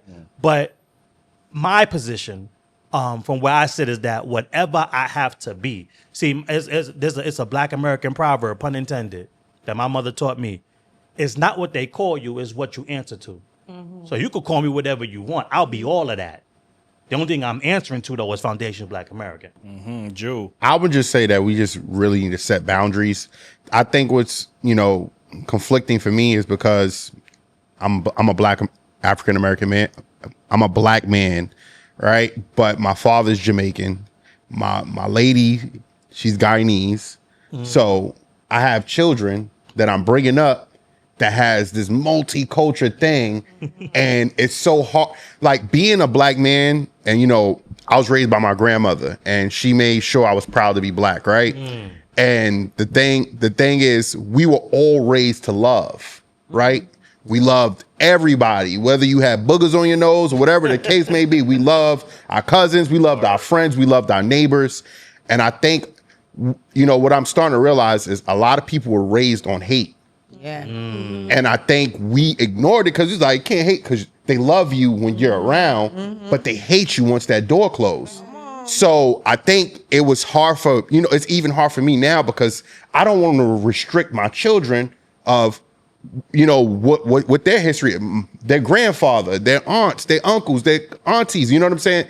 I don't want to erase that, but then I just think that's why it's heavy on boundaries on what you expose them to. Like even we talk about how white people treated Black people from the beginning of time. We never hated them. We just spoke on our history. You know what I'm saying? It wasn't hate because it was hate. We'd be burning them motherfuckers. You get what I'm saying? So it's a difference when, Susie, she likes a Black man, right? She's attracted to him, but she's scared to bring him home because she knows what her family really thinks of him. Our family might be expecting like, hey, shit, you why you bring her over here? You know what their family think of you. It's not that you hated her. Right. You get what I'm saying? So it's a huge difference on perspective. And now me having children is like, damn, be proud, be Black every day. I'm telling them that, but I also don't want to eliminate them from knowing everything else. To me, delineation is necessary for multiple reasons. I think, even us living in New York City, I lived in Brooklyn. I hear a lot of talk, especially they say the thugs, the gangsters, and all of this stuff. But then when I look in Brooklyn, a lot of the gangs in Brooklyn is Caribbeans. You get what I'm saying? So when they get arrested, they're not saying, "Oh, we just arrested another Caribbean." Like they're saying they arrested another Black person. So now anybody in the diet, they can't differentiate that. All those Haitians over there just got locked up. They, that's Haitians. Like, or all those, whatever the case is. So they're just saying that they're Black. So, it must be the Black Americans. They all gangsters. So, number one, that's why we need to delineate as well because we don't need that negative press, you know what I mean, being put on us. Number two, like, we also don't want people taking our credit. When we say Black culture is the most influential culture, we're saying Black Americans. Like, you know what I'm saying? We don't need nobody else taking credit for it that they didn't contribute to. So we have to say us. And I think the diaspora knows it because we had a woman one time on our show, and we'll probably have the editor throw it in. And she was on this montage about how she's a Black woman. She was like, "Oh, I don't date Black men. Black men are the worst. Get your white man. Get this, that, and the third." Her boyfriend was with her. Oh yeah. Or her boyfriend was a Black man. So we ain't know no better. Me and Jew was like, "Yo, how do you feel about your woman saying this on the show?" Like, you know what I mean? He said, "Yo, I'm Jamaican." You know what I mean? Like, we sure did. Don't be mad. Get you a Mexican, get you a Jamaican, get you a Haitian, anything but a Black man. And if you want a white guy, if it ain't white, he ain't right. All the Black men were so offended. I'm stamping it. That's how I felt. Your boyfriend, he's over him here. right there. He heard this video and said, "Nah, I'm good because I'm not Black." My man said that Jamaicans aren't Black. Is that that's the conclusion you came up with? Yeah, at first I said I'm not Black because I'm Jamaican. It's a difference. People don't understand when we say we're Black, then people are, "Oh, we all Black." And then we got people in the diaspora that separate themselves and be like, they Black. I'm not Black because they understand Black means Black American. When she's talking about Black men, she's talking about Black Americans. Like, he understood it. So he could date her knowing that, I know she's talking about She not disrespecting my culture. So they know. Yeah, so they know the difference between Black. So it's not just, oh, everybody is Black. And that's probably what we're going to segue to next. But again, then they start to take credit credit for our accomplishments. Absolutely. Even when you hear politicians, going back to what Brooke said about politicians saying that it was immigrants that built this country. You're trying to erase our contributions, our lineage, our what our ancestors did for this country. When you say, oh, hip hop was invented by a Jamaican, it's like, yo, what? Like the disrespect, because now you're trying to take credit for something that you did not create. You know what I mean? Like you contributed to it, like, you know what I mean? But you did not create it. So when you have these narratives, you're constantly trying to wash away, erase the black culture, the black lineage. And I think that's where it becomes a problem. So I do want to go into my segue into the next topic, because we talk about the term black. What is black a proper like ethnic identifier, or does that just mean just anybody with melanated skin? And then I want to start here with the Divine. What's your thoughts? I'm glad you started here. I'm glad you started there. First, before we even get to that, I want to say, because you talked about them talking about immigrants building New York or even building America. Mom Donnie, talking to you. So he did backtrack on it. Yeah, I'm gonna get to that too. Yeah, because he backtracked talking to somebody who we don't know if she's foundation Black American or not. Yep. And then he talked about, because of that, I'm gonna open up the David Dinkins building for Juneteenth. Mom Donnie, we sent you a request for a meeting. When you gonna meet with the Foundation Black American Grassroots? That was highly disrespectful, and we think it's going to take more than just open up the David Dinkins building. Yeah. So holler at us and answer that request. Thank you. As you help everybody else, and you giving set-asides to everybody else. You sat there and shouted out every immigrant group in New York, except for the Italians, and the Italians is highly upset. But you sat there and you shouted everybody else out, knowing that we built this city. I think here is, again, my favorite word is nuance, right? Because I think all of these topics require that, right? And so when we talk about black and we talk about racially black, those are two different things. And it's kind of sometimes hard to see because they're the same word, right? And so when we talk about, and the way I kind of sparse this conversation out is I talk about capital B black and lowercase b black, right? And so capital B black is the ethnonym for the Black American ethnic group. It is the term under which we created black culture, black music, black food, aka soul food, and all of our black political movements that Africa's diaspora joined in on, right? And so when we parse it out that way, then we get to understand that they took their lowercase b black identity that they do not primarily identify with, and they use that to co-opt and adapt to and adopt our capital B black identity. And so even when we have this conversation and we're talking about the term foundational Black American, we get pushback from the diaspora and Africa's diaspora and everybody else. We have to ask ourselves, or at least I'm hoping you ask yourself, why is the term foundational necessary? And the reason why the term foundational is necessary, because Black Americans should be enough, right? But because these other groups come in, not to work with us, but like Sister Brooke said, to come in and have a better life. And I had one tell me that by any means necessary, that Malcolm X said, for y'all means justice and getting what's owed to you. My by any means necessary is me coming here and having a better life. Not even for her entire family. It was just for her personally. If her family gets the benefit, she's cool. But if not, that was her by any means necessary. And so because it's by any means necessary, that lends itself to high disrespect and almost in an area in which there are no morals or scruples. Like you're willing to do anything because it's by any means necessary. So what they do is they come in and they'll say, well, I know I'm Jamaican. I know I'm Nigerian.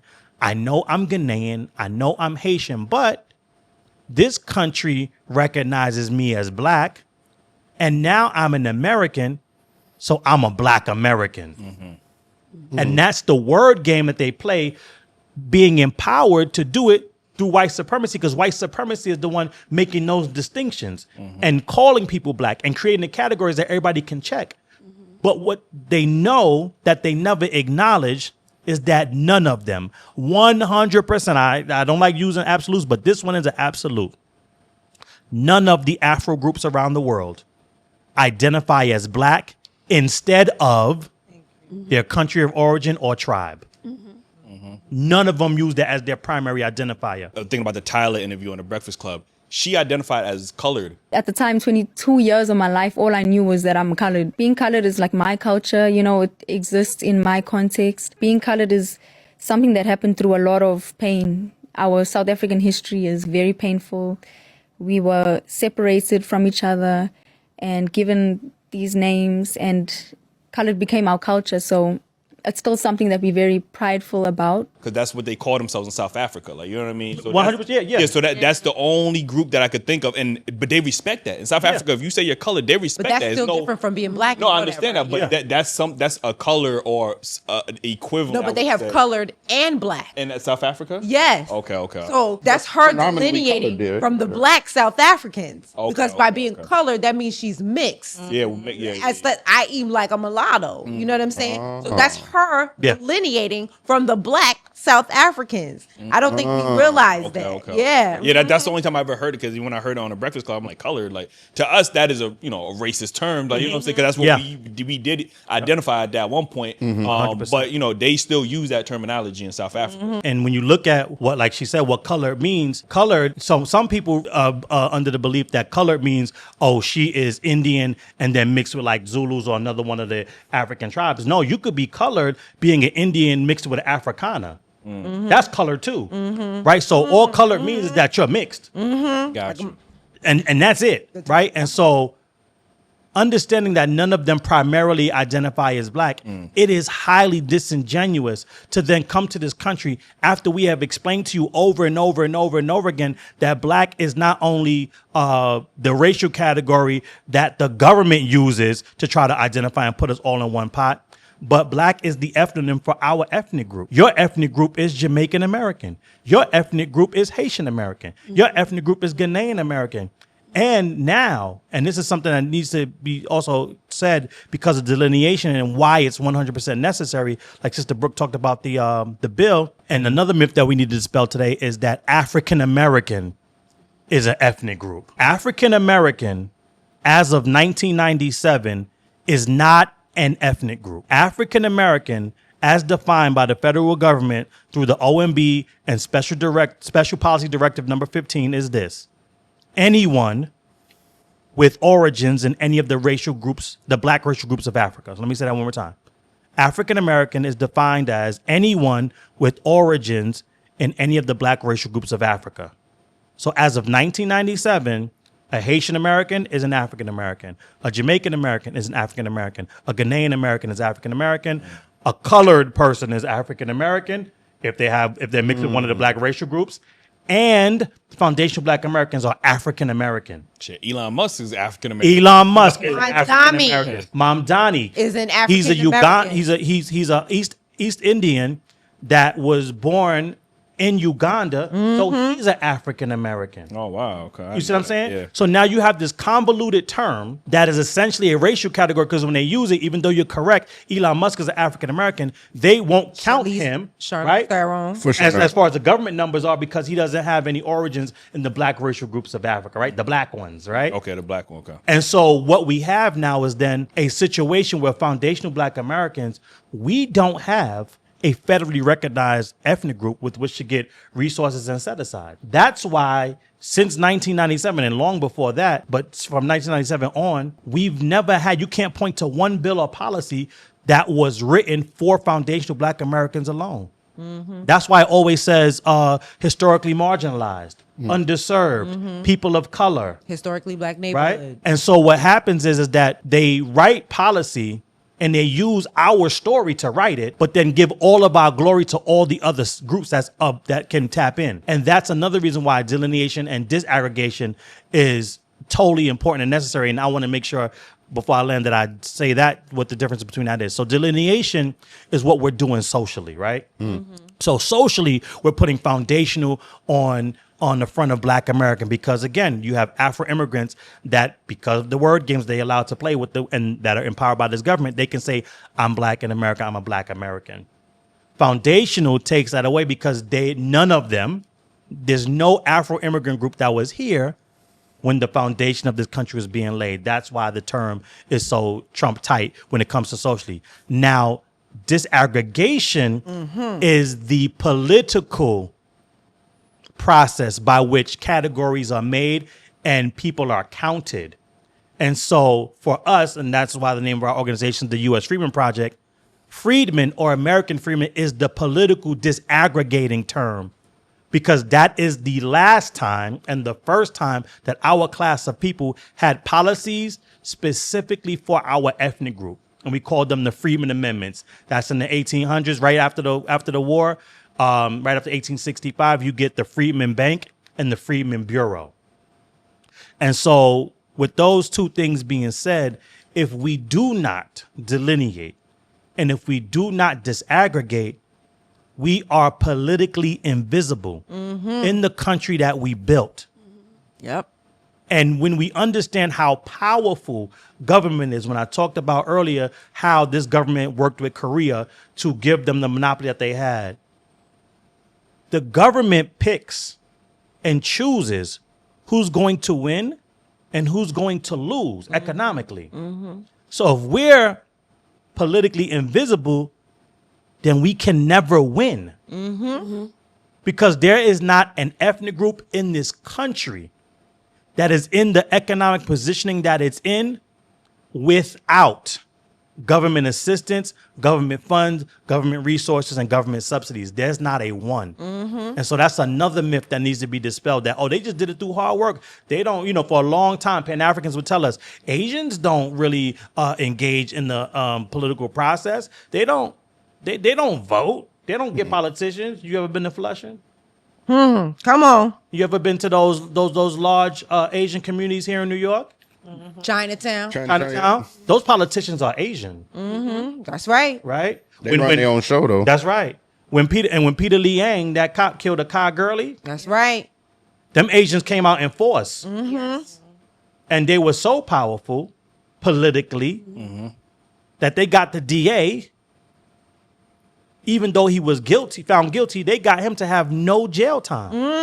They rarely behind them. And here was the rationalization. I'll land on this. Come on, tell it. It wasn't because they said, oh, he wasn't guilty. They said, well, when white people do it, they get off. So why should we be any different? That was the problem. And this is the game that they play with us while telling us that we're all people of color and we're in one coalition.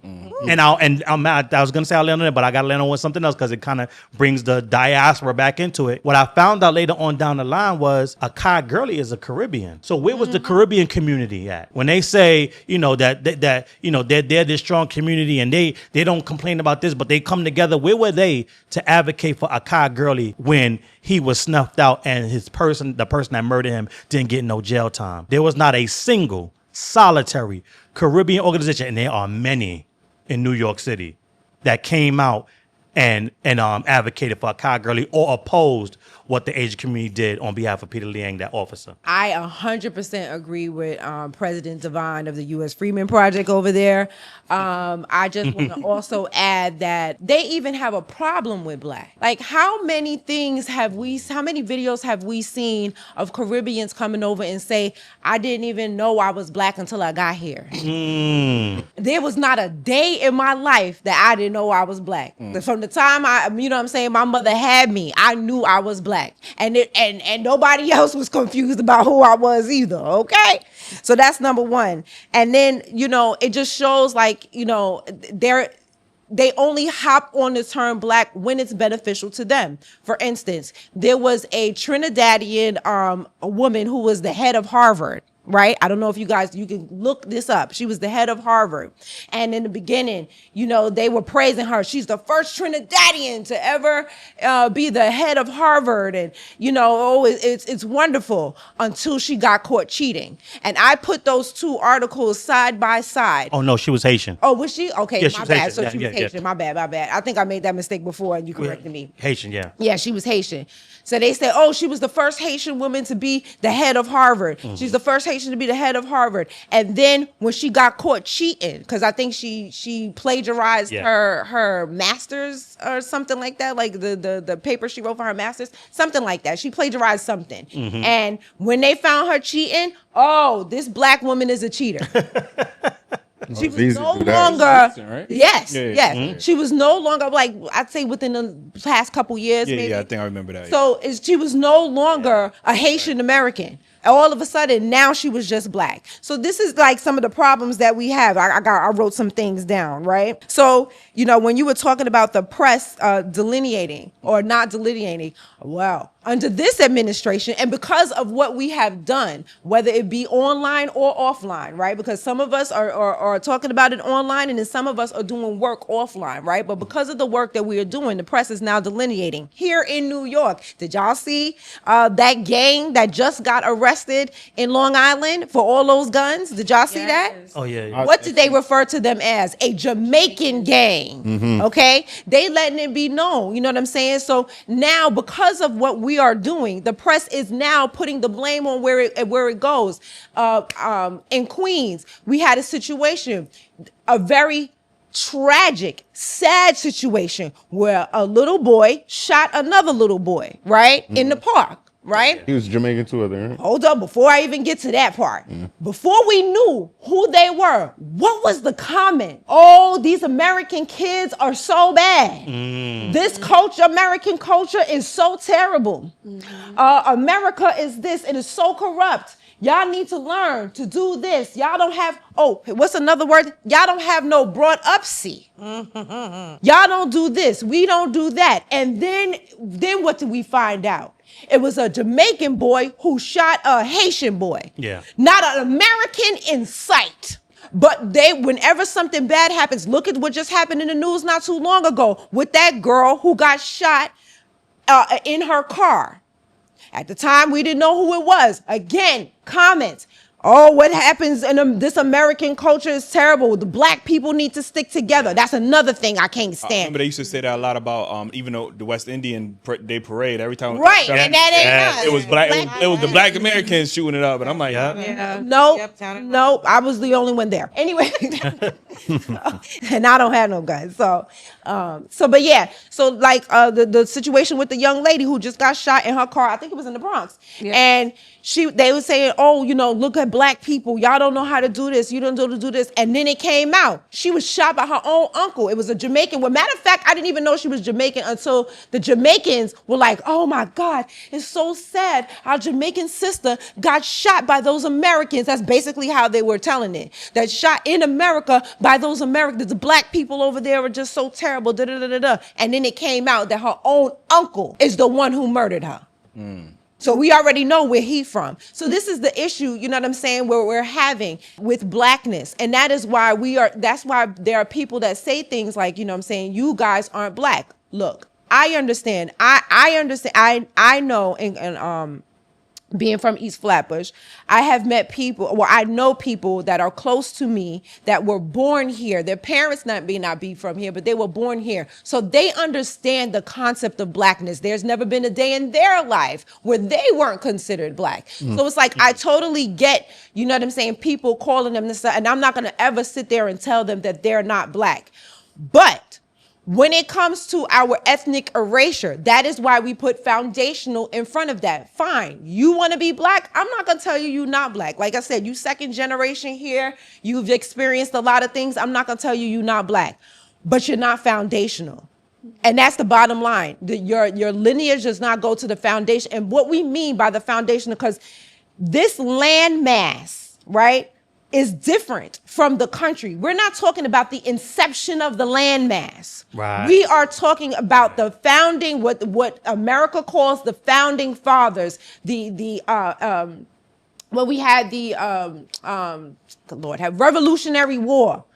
Okay, and we fought. America fought the British for their freedom to be an independent nation. We're talking about 1776. From 17. Never you war in this country. Absolutely. So we go back to the foundation, which is 1776 and prior. We go back to the foundation of this country, which is why we call ourselves foundational Black Americans. And if you cannot trace your lineage to the foundation of this country, you are not a foundational Black American. Now, like I said, I'm not going to tell you you're not Black, but you ain't foundational, right? Another thing I noticed about Blackness is they use Blackness for financial gain. And by us delineating, they are no longer able to do that. And so we're seeing that in real time with, like I said, getting a Juneteenth scholarship. That's all those kind of things are going to start to dry up. You know what I mean? And once we delineate, like my big sis says, they're so used to leaning on us and our culture. Look how Godfrey, every time he sits there and talks crazy about us every chance he gets, but then he sits and when he tries to big up the history here, he always inserts himself in it as if his family was here. As if his family participated in any of it, as if his father didn't change his name to run from the Nigerian violent war, actual war, not people talking online and not people getting bills passed so that they know who they are in this country and where they are in this country. An actual war that they had, Nigerians genociding other Nigerians. So his father left from that instead of and saying that, when you're inserting yourself, we and into what we did here, or we invented this. You didn't invent shit. We fought for this. You didn't fight for shit. As a matter of fact, your father changed his name and ran. By changing his name, he was able to hide his identity as Igbo. And then he flew and ran away from the fight that was going on in Nigeria. But then you come over here, and every time you sit there and try to say one thing nice about us, or the things that you have said nice about us, you insert yourselves. And this is the issue that a lot of people are having. They're so used to being able to do that. When we talk about Black inventors, when we talk about the Black History Month, they're so used to inserting themselves in that. How many inventors we have, or how many teachers, doctors, lawyers, you know what I'm saying? All of these things that we have done on this land, they're so used to saying we. And as a result of that, all of that stuff is drying up, and you can no longer cosplay as us. There was I believe, I can't remember which foundation it was, but there was a gentleman who talked about President Divine. Please, if you remember this, please jump in. There was a gentleman who sat on a panel, and he talked about the fact that because of things like affirmative action and DEI, right? Mm-hmm. Where this country recognized that they owed us something, right? Yeah. But because they don't want to give it to us, they brought in other Black people and put them in positions and gave them the positions that were supposed to be given to us. This is they still meet the quota, right, because they still meet the quota of Black. Mm-hmm. So this is the problem. If we delineate, they can no longer do that. So this is another reason why we're getting the pushback. And see, they know that. They know that they will no longer be able to pretend to be us, to usurp us in corporate America. And like I said, and they wonder why we don't care about affirmative action or DEI, because it already came out that y'all wasn't helping, that we didn't benefit from that. Not at all. That is why you want us to sit here and be mad about it. No, I'm not mad about the end of affirmative action. I'm tired of being, and that's the thing. White America wants to use us as slaves and as mules and make money off of our backs. And the immigrant America, because I'm going to talk about all the immigrants, immigrant America also wants to do the same. And this is what Kesha was saying. Well, we will not give up one colonizer for another. Mm-hmm. Yes. And if you don't see that that is what is happening, then shame on you. And like President Divine said earlier, I don't care. At this point in time, it doesn't matter what you have to say. It doesn't matter what you think. It doesn't matter that you're mad. I really don't give a fuck, because we know what we have to do for us in this country. And if you are not with it, look, let me tell you something. Black Americans, we are like a freight train moving 100 miles an hour. Mm-hmm. You get on that track, that's on you. Mm-hmm. We will flatten you, because we're not playing. So either you join with us, align with us for real and not for fake, just so you could get some money or just so you could get a job or a position. And then when you get that job and position, come on now. Y'all don't even do the head nod when we be in the corporate world. Let's keep it real. Because you don't want to be seen with us, because you know that that white boss is not going to push you up ahead and advance you like you want to be advanced if you are cool with me. They know if they ever gave me a promotion, or they know if they ever put me in a position, the first thing I'm gonna do is go get President Divine. I'm gonna go get Keisha, and I'm gonna go get Lovely. I'm gonna go get you. I'm gonna go get you. I'm gonna bring everybody in. I'm gonna bring all my people in. They don't want that. No. They don't want that. They don't, because they know that they are just for self. And if they're not just for self, they for their own people. Yeah. Because this country is founded on what, President Divine? Foundational Black American hatred. They use us. So it's based on them using us, using our Black bodies, using our cultural cachet, using everything that we have. They use us. And then y'all want to sit here and talk about, now this may be a different subject, but when you talk about immigration and how one day they're going to let us go, they will never let us go. They will never deport us. They would never do that. They need us. Yeah. They need us. They, at the end of the day, they hate us, but they love us at the same. Who will they leech off of? Right. Who will they copy? They don't have, like you said earlier, they ain't got no culture either. Their culture is mayo. Come on. That will never happen, because they know who got the juice. And it's easier to control a migrant group than a group that's, foundation. Right. Absolutely. Have to acquiesce to what they say, because if not, we're going to send you back. You know what I'm saying? Back home. Exactly. That is a very important point. Let me say this. So many times, I was so excited to meet President Divine and the other US Freedmen Project members, because, again, growing up in East Flatbush, I used to see so many things, so much injustices and so many things, and I'm like, we got to do something about it. Nobody want to do nothing. You understand? We got to do something about it. How are we going to fight back? No. And what it is, no, I have to go to work. I'm going to pay attention to work. You know what I'm saying? I'm going to do this. And I will say, you guys probably don't know, but I had to sit you, because I don't want, there's going to be people here that's going to watch this, because I know this is a very New York show. So there was a situation at the nail shop. Oh, you gotta wait to get into all that. Okay, Wait. I'm just gonna say, no, I'm not gonna go too deep. There was a situation at a nail shop in Brooklyn, and I did have help from the Caribbean community. I did have help in that, so I don't want to discount that at all. But there were other times and other things that I wanted to do, but I had nobody to align with. It was just me, and I got tired. And it's because a lot of people, they're here to work. They're here to work. They're here I asked one person, why did you leave your island? She told me, because it was boring.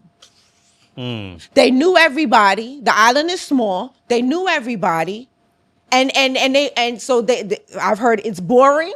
They come here for more opportunities. They come here, you know what I'm saying, to better advance themselves. So they don't want to fight. They're not here to fight. They're grateful. They're grateful just to be here. Just to be here. But that's not us. Yeah. That's not us. We're not just thankful because we have running water. We're not just thankful because we have a freaking toilet. We're not just thankful because we have sanitation. We're not just thankful for that. We want equality across the board. And if we don't get that, it's gonna be a problem. Well, let me get the Lovely and then Keisha. I'm gonna make it quick. I don't think that we need to change the word or our identifier from Black to anything else. Black and white is a social construct based off of race, which is started here in America. So this is why I can't remember who said it when someone said a non-Black American person came from another country and said, I didn't even know I was Black until I got here. That's because that's an American thing. That's right. So I don't want to be identified. I don't want to identify as anything but Black, because Black is beautiful. That's and right. Black is strong. That's right. And anytime the word Black is put in front of something, it means a lot. So I don't ever want to remove that from who I am. I am a Black American woman. I'm a Black American business owner.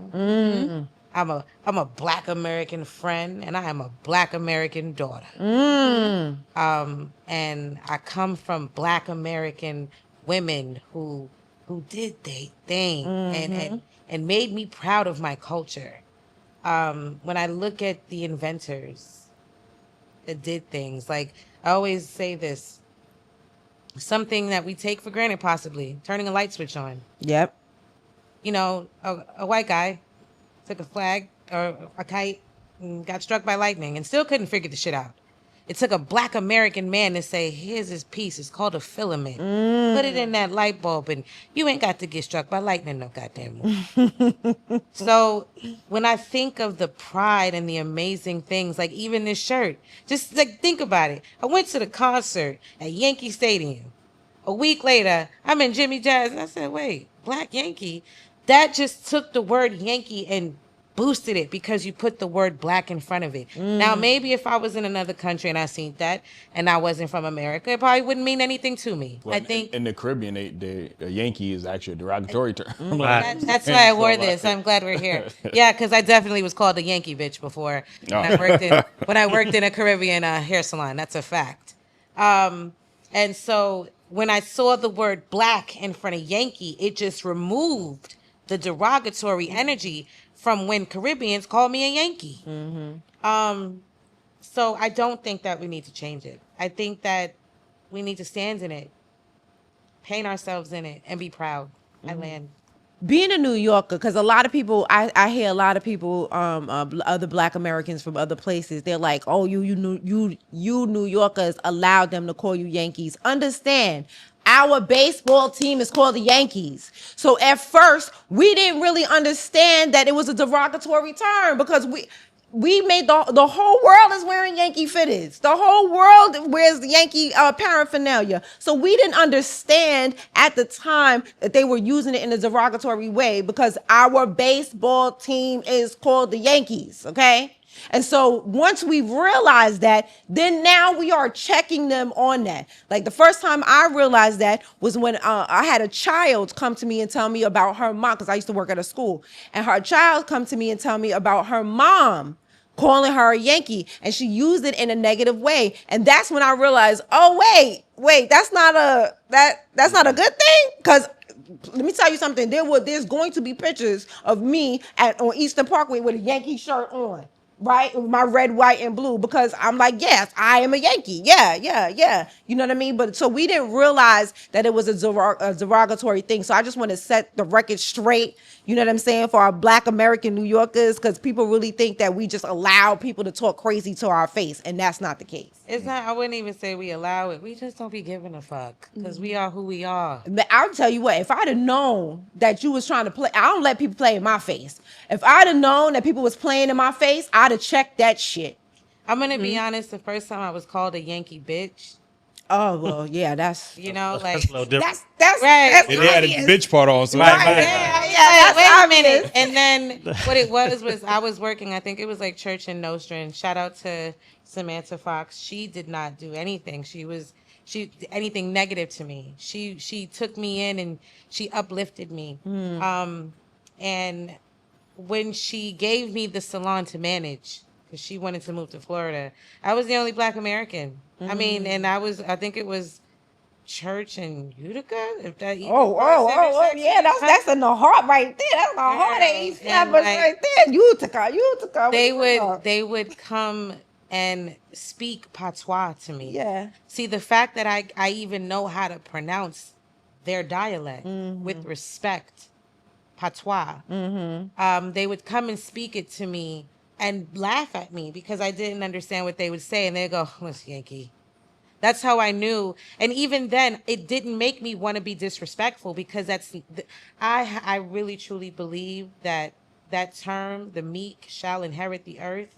I specifically believe that is a Black American thing. When I look at every other ethnic group, every other person on this planet, we are the only people who do not give back the bullshit we get. Absolutely. We take it and we cultivate. We pray. We are more righteous by nature than everybody else. And then I'm sorry, Keisha, I got you right now. Nah, y'all go ahead. Y'all cooking. Something that happened Sunday. My client, she's Guyanese. And we were talking about me coming here. And we watched the Haitian lady call him a dirty Black American. And she was like, I I want you to go on there. She said, and yeah, I know I'm Guyanese, but I think that Black American people should delineate. She said, because I went to college.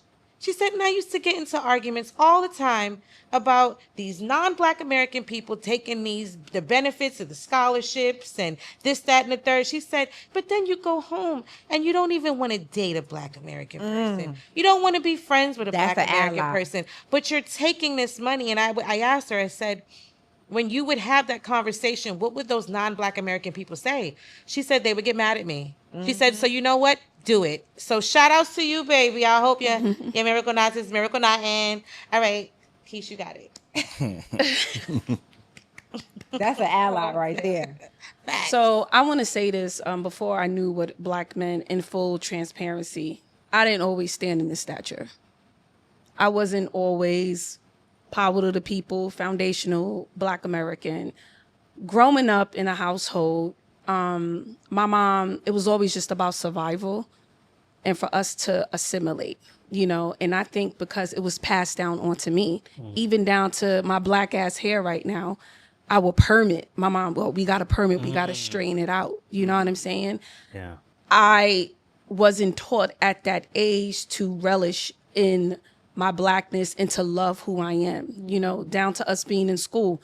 I wasn't taught, you know, we wasn't taught about our history in its entirety, you know, in its realness, right? It was more so, okay, slavery, that's it, Martin Luther King, keep it Yeah, going. that's it. And then Facts. I'm looking at all the facilitators. They were white people. I wanted to aspire to be that. Look at her hair. Full transparency. I'm going to try not to get emotional. So those were the stages in my life. And no, just and you know, and I'm not trying to, not saying that my mom, because she did everything for us and she taught me what it is to be a woman, to be respectful. But even now, fast forward, she's learning that because I'm teaching her. So this is a stage, man. This is a growth. This is a growth what has happened to me. So now, when we think of Black, I think of foundational Black American. That's ours. Now, after doing my research, after knowing who my ancestors are, after doing my genealogy, it's like, what? After reconstructing all of that from not being poured into in the beginning, I started learning all of this like within like 40s, like late 30s up into the early 40s. Yeah. Like, again, in full transparency. And now just, you know, and then listening to you all, you know, listening to the scholars, you know, I'm in the process right now studying Dr. Claude Anderson right now. And, you know, and powernomics. So, and, you know, I'm going to be brief, but again, it was stages to this for me. So it was one, okay, now the Pan-African. Oh yeah, we all, you know, we all one people or so, you know, with the Pan-African flag. I looked at this just Blackness, but that was Pan-Africanism, right? So now fast forward to what's happening right now, the delineation movement, taking a self-inventory on myself and where do I stand and where can I be a vessel in my community. So with all of that being said, no, we're not going to change it. It's ours. It was birthed here in the United States. It's going to stay that way. Period, point blank. And when people think of, when you say a Black person, when you say, oh, Black person, right? You know, you think of a Black American.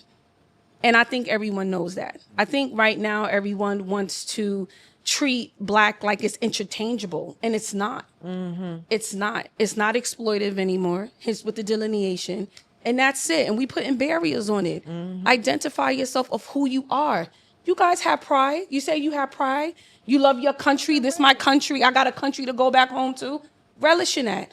Because it's time, because we're going to relish in ours. And again, it's who we are. It is who we are. And I will not change it for anything in the world. I know some people, they be thinking I'm crazy, you know, and some of my family members, they're just like, what's up with her? What's up with her? And I'm like, you know what? I leave room for you. When you're ready to come, I'm here.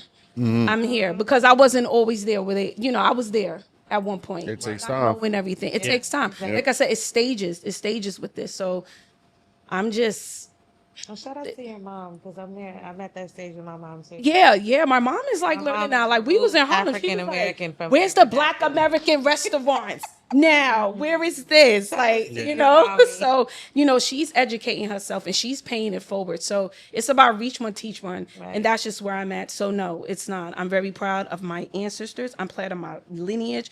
I'm proud of even us being slaves. I'm proud of the struggle in the midst of this hostile white supremacist, everything that they throw at us. We still had the intellectual fortitude to persevere, to cultivate, and to make something great. And they did it for us. And we need to continue that path. And I'm going to land there. I want to end it on this note. We're probably going to get to a couple of more, just on some behind the scenes for the members. If you're a Patreon member, hit the link in the description to get access to this conversation, because we got a ton of topics that I was trying to get to, but we are like going crazy, like, you know what I mean? So I might have to join into the Patreon to get those exclusive topics. But I think personally, what I think was what you're going to start to see now is you're going to see a lot more celebrities start to delineate. Yeah. You're starting to see it now. And I think once we start to see the delineation, then you're start to see who's an ally, who's not an ally, who was wasn't standing up for us, who might have been quiet when they was talking about Jamaicans invented this or this, that, and the third, like, you know what I mean? So I think you'll start to see where everybody stands. I think, even at the award shows, I think you're going to see more people saying black and using that verbiage. Is not just gonna be black, you know what I mean? Because when they get awards, it's Nigerian, it's this, that, and the third. But when we get awards, it's just shout out to the black people and stuff. So I think you're gonna start to see specific delineation happen. And I think that we got to start having continue to have these conversations, to continue to have more knowledge and the history that obviously our school systems didn't teach us. I'm finding a lot more Black American content creators that's telling us about history that I never knew. So I think once we start diving into our own history, we're going to start to uncover a lot of things that they lied to us about. You know what I mean? And I'm looking forward to that. They still lying. I know, Kesha, you wanted to say something real quick. Okay, yeah, really quickly. I just want to say, people say that Black Americans, we don't have power. Yes, we do. Look what's happening right now. That's a the fact. fact that we're deleneating, everybody else is doing it right now. Yeah. I just All want to over just the put world. that out there, all over the world. All over we're the the world. blueprint. I just want to just add that in there. I just wanted Kesha to explain the flag, because I've been holding it up for a reason, and I think this is such a powerful thing, because especially for New Yorkers, when you ask them what's our flag, red, black, and green. And anybody who knew me before delineation, they know my nails would be red, black, and green. But now this beautiful sister right here, she makes decals that look like this. So now my nails will look earrings. like this. That's Kesha, let us know. I thought it was just important to bring the Black heritage flag, or so, just to show everyone that we actually do have a flag. This is not our only flag. I believe we have a few more. But I just wanted to just give a little bit of history on this beautiful foundational Black American flag. This flag was created by Melvin Charles, and excuse me if I'm messing his name, I'm sorry, Gilson? I just want to make sure everybody can hear you. Gleason. Oh, I'm sorry, Gilson? Gleason, I'm sorry, Gleason T. Jackson. Yep. 1967, during the Civil Rights Movement. And they felt that we needed to have our flag to show our perseverance and who we are as Black Americans. So the red represents the blood that we spilt here in this country. The black is our Black identity, and we relish in that. That's right. The sword here is for strength and discipline here, so gold. And the wreaths here is all for prosperity and peace. So this is all prosperity and peace and moving forward as a collective. So I just wanted to just share that with the audience and everyone here on this. Much appreciated. No. And if everybody could just let them know where they can follow you at again. Yes, I am Brooke. I am that is spelled Breuck. You can find me on Instagram at breuck.evenmelanin. You can find me on TikTok at the same name, Brooke.evenmelanin. You can find me on YouTube at BREUCKS. And then you can find me on Twitter as BREUCK on X. I'm on Facebook. I'm Brooke on Facebook, BREUCK. I'm on Kick as well, BREUCK on Kick. Kick still exists. You know what I'm saying? It came look, back. I'm trying to do something different. I'll talk about that later. But yeah, so I'm on Kick. I haven't really started it yet, but follow me on there. And yeah, that's it for all my social medias. And Yes. Make sure you look out. Like we're I have a page called brookcalltoaction.com. Very soon, we are going to be promoting for our delineation bill. We are going to need you to send emails to our legislators so we can get sponsors and co-sponsors for our bill. That is going to start up at the next legislative session, which starts when, President Devine? 2027. 2027, what, January 2027? January 2027. So look out for that, and that's at brookcalltoaction.com.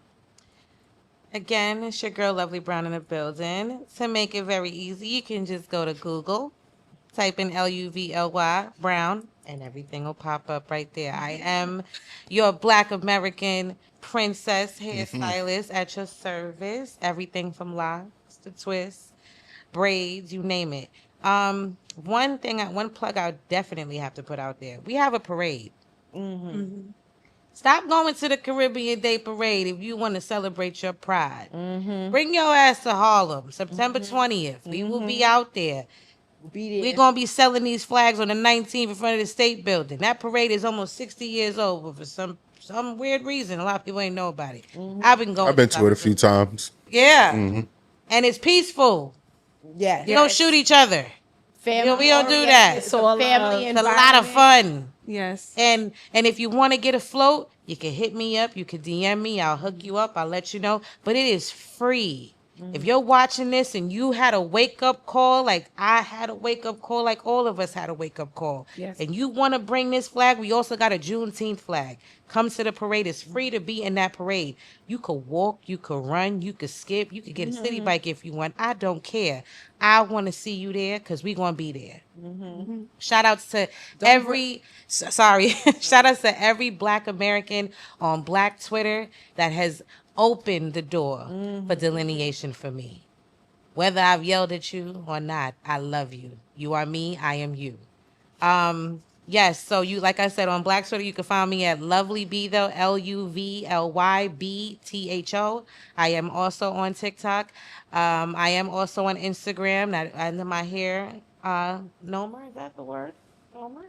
You can find me at Kesha and Flow. Okay, that's connected to my nonprofit page, building off of that. And I do have a website. Should have said all of this before. I was a little nervous, guys. I'm sorry.